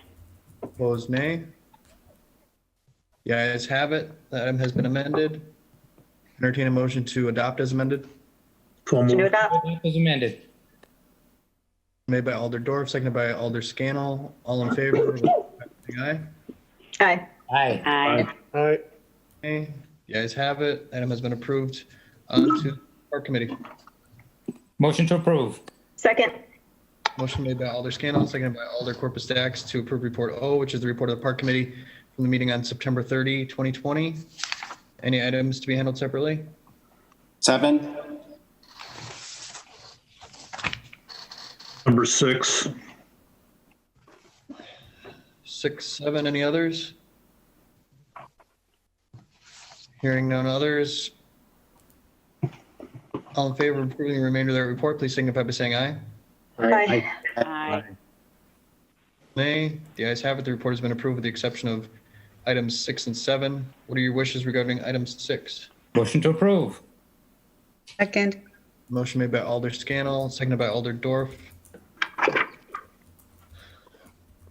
Who is it who pulled item 6? Boyer. Sure, go ahead. Thank you. Thank you, Mayor. This is for Director Ditchite. With a look at the potential Great Lakes Restoration Initiative funding for 2021, what city departments are involved in grant writing and seeking other funding sources? I know Parks is, but is there anybody else that's going to be working on this? It would mainly be Parks because the bulk of the projects were park-related projects. But I believe there was one project there that might have assistance from Public Works. And that was the Tank Farm Marsh project. Okay. Well, I did notice that, in this presentation that was given at Parks, that I was interested in the Sheboygan area, that they had the Sheboygan River and the South Pier, which had coal piles at the end of it and a number of other industrial uses. And that over a 20-year period, they basically have repurposed that area. It's got a boardwalk, a business class resort, condos, and shops, equating out to $37 million in investment. And increases in tourism spending, boater revenues, and such. Now, I know recently I was looking at the Green Bay Metro Boat Launch, and Alder Johnson is also involved in some things along that area. We're also talking about maybe moving the coal piles. So it just kind of opens up a couple of things here as far as the direction of the city of Green Bay. So I guess I just would like, I'm just making an observation. I'm not asking for any action on this, but I just think that we need to be cognizant of some of these potential projects that are going on and to look at other communities, what they're doing. I think Sheboygan did a fantastic job. So I would hope that we could look at what they've done and hopefully incorporate some of that into our planning as well. That's all. Thank you. Comments? Seeing none, all in favor will signify by saying aye. Aye. Aye. Aye. Aye. Nay. The ayes have it. The item has been approved. On to item 7, Alder Johnson. Motion to approve. Second. Johnson, you have the floor. Thank you, Mayor.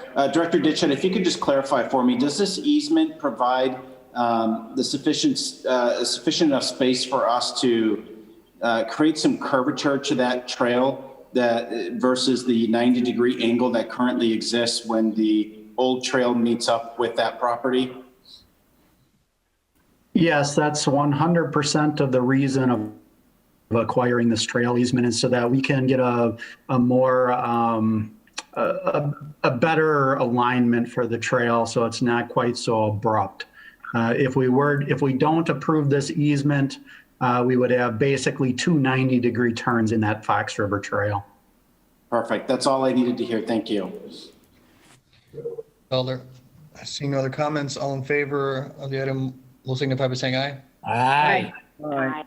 Opposed, nay. The ayes have it. The item has been approved. On to Personnel Committee. Motion to approve. Second. Made by Alder Scannell, seconded by Alder Corpus Dax to approve Report P, which is the report of the Personnel Committee from the meeting on September 29, 2020. Any items here to be handled separately?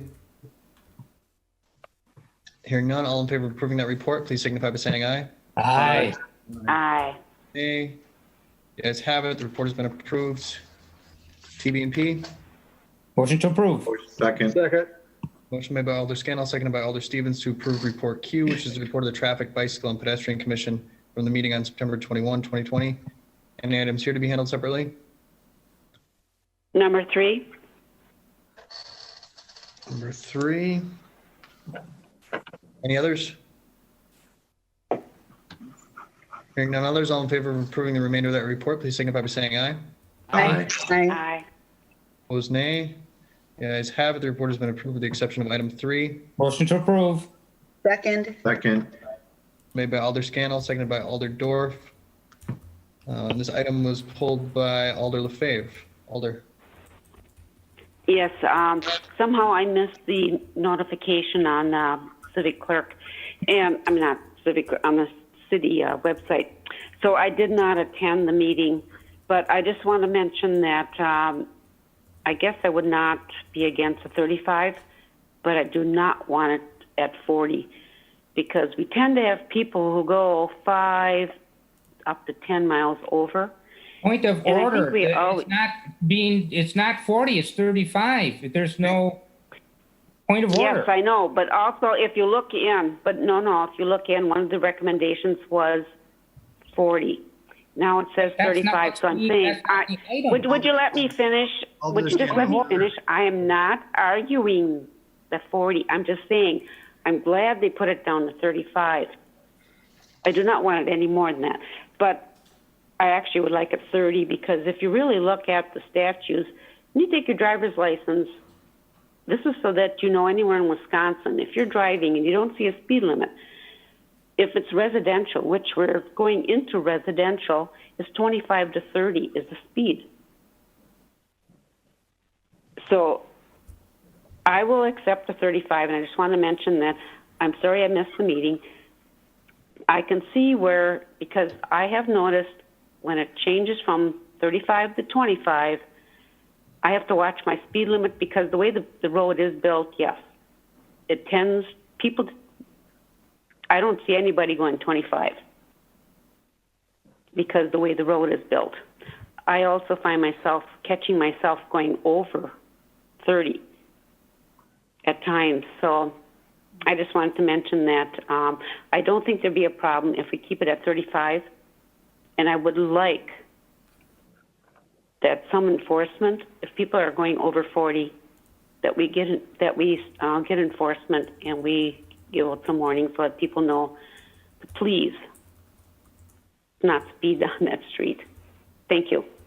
All in favor of the item will signify by saying aye. Aye. Aye. Opposed, nay. The ayes have it. We are on to sustainability. Motion to approve. Second. Motion made by Alder Scannell, seconded by Alder Corpus Dax to approve Report R, which is the report of the Sustainability Commission from the meeting on September 16, 2020. Any items here to be handled separately? All in favor of approving that report, please signify by saying aye. Aye. Aye. The ayes have it. Item has been approved. Ad hoc Committee on Elections. Motion to approve. Second. Second. Made by Alder Scannell, seconded by Alder Corpus Dax to approve Report S, which is the report of the Ad hoc Committee on Elections from the meeting on September 10, 2020. All in favor will signify by saying aye. Aye. Aye. Nay. The ayes have it. The report has been approved. On to TID Joint Review Committee. Motion to approve. Second. Motion made by Alder Scannell, seconded by Alder Dorf to approve Report T, which is the report of the Tax Incremental Districts Joint Review Committee from the meeting on September 22nd, 2020. Any items here to be handled separately? Hearing none, all in favor of approving that report, please signify by saying aye. Aye. Aye. Aye. Nay. The ayes have it. The report has been approved. Finance. Motion to approve. Second.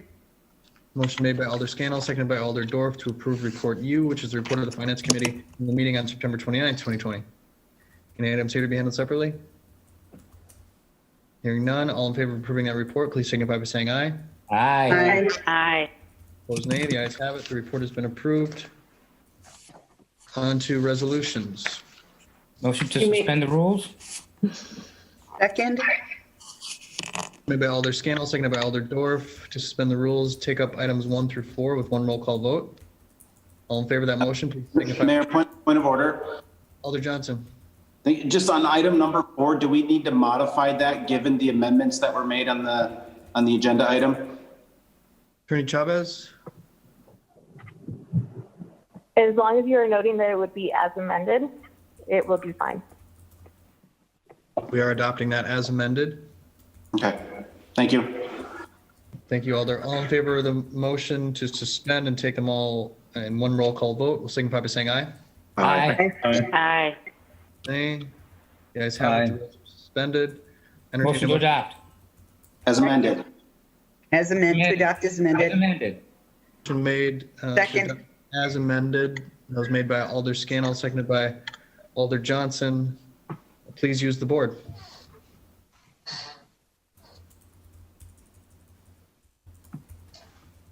I'm gonna have to do a verbal, it's yes.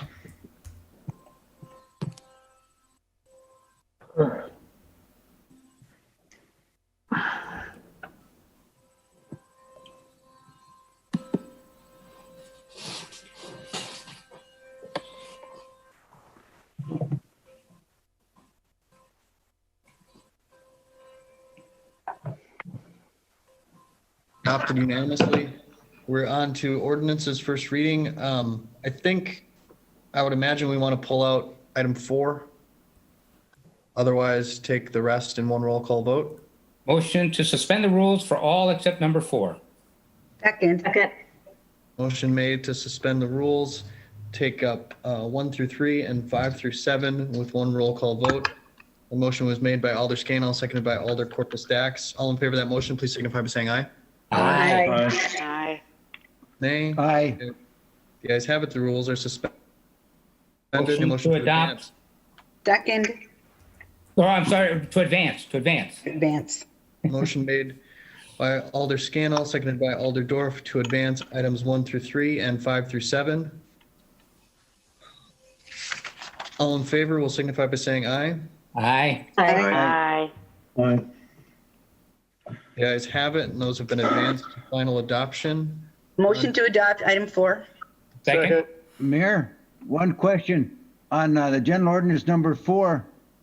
My didn't come up. Did we take a haven't- roll call on that one? Yep, we can Number right 4? here.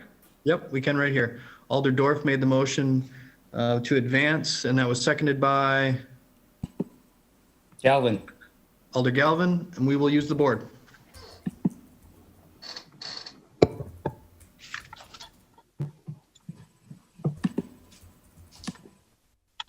I'm gonna have to, I will say yes.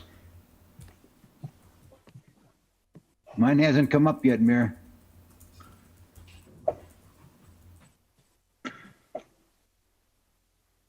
On number 4, I'll be a nay.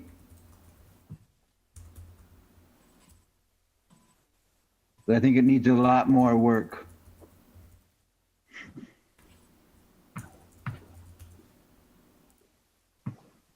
That is advanced 9-3. On to petitions and communications.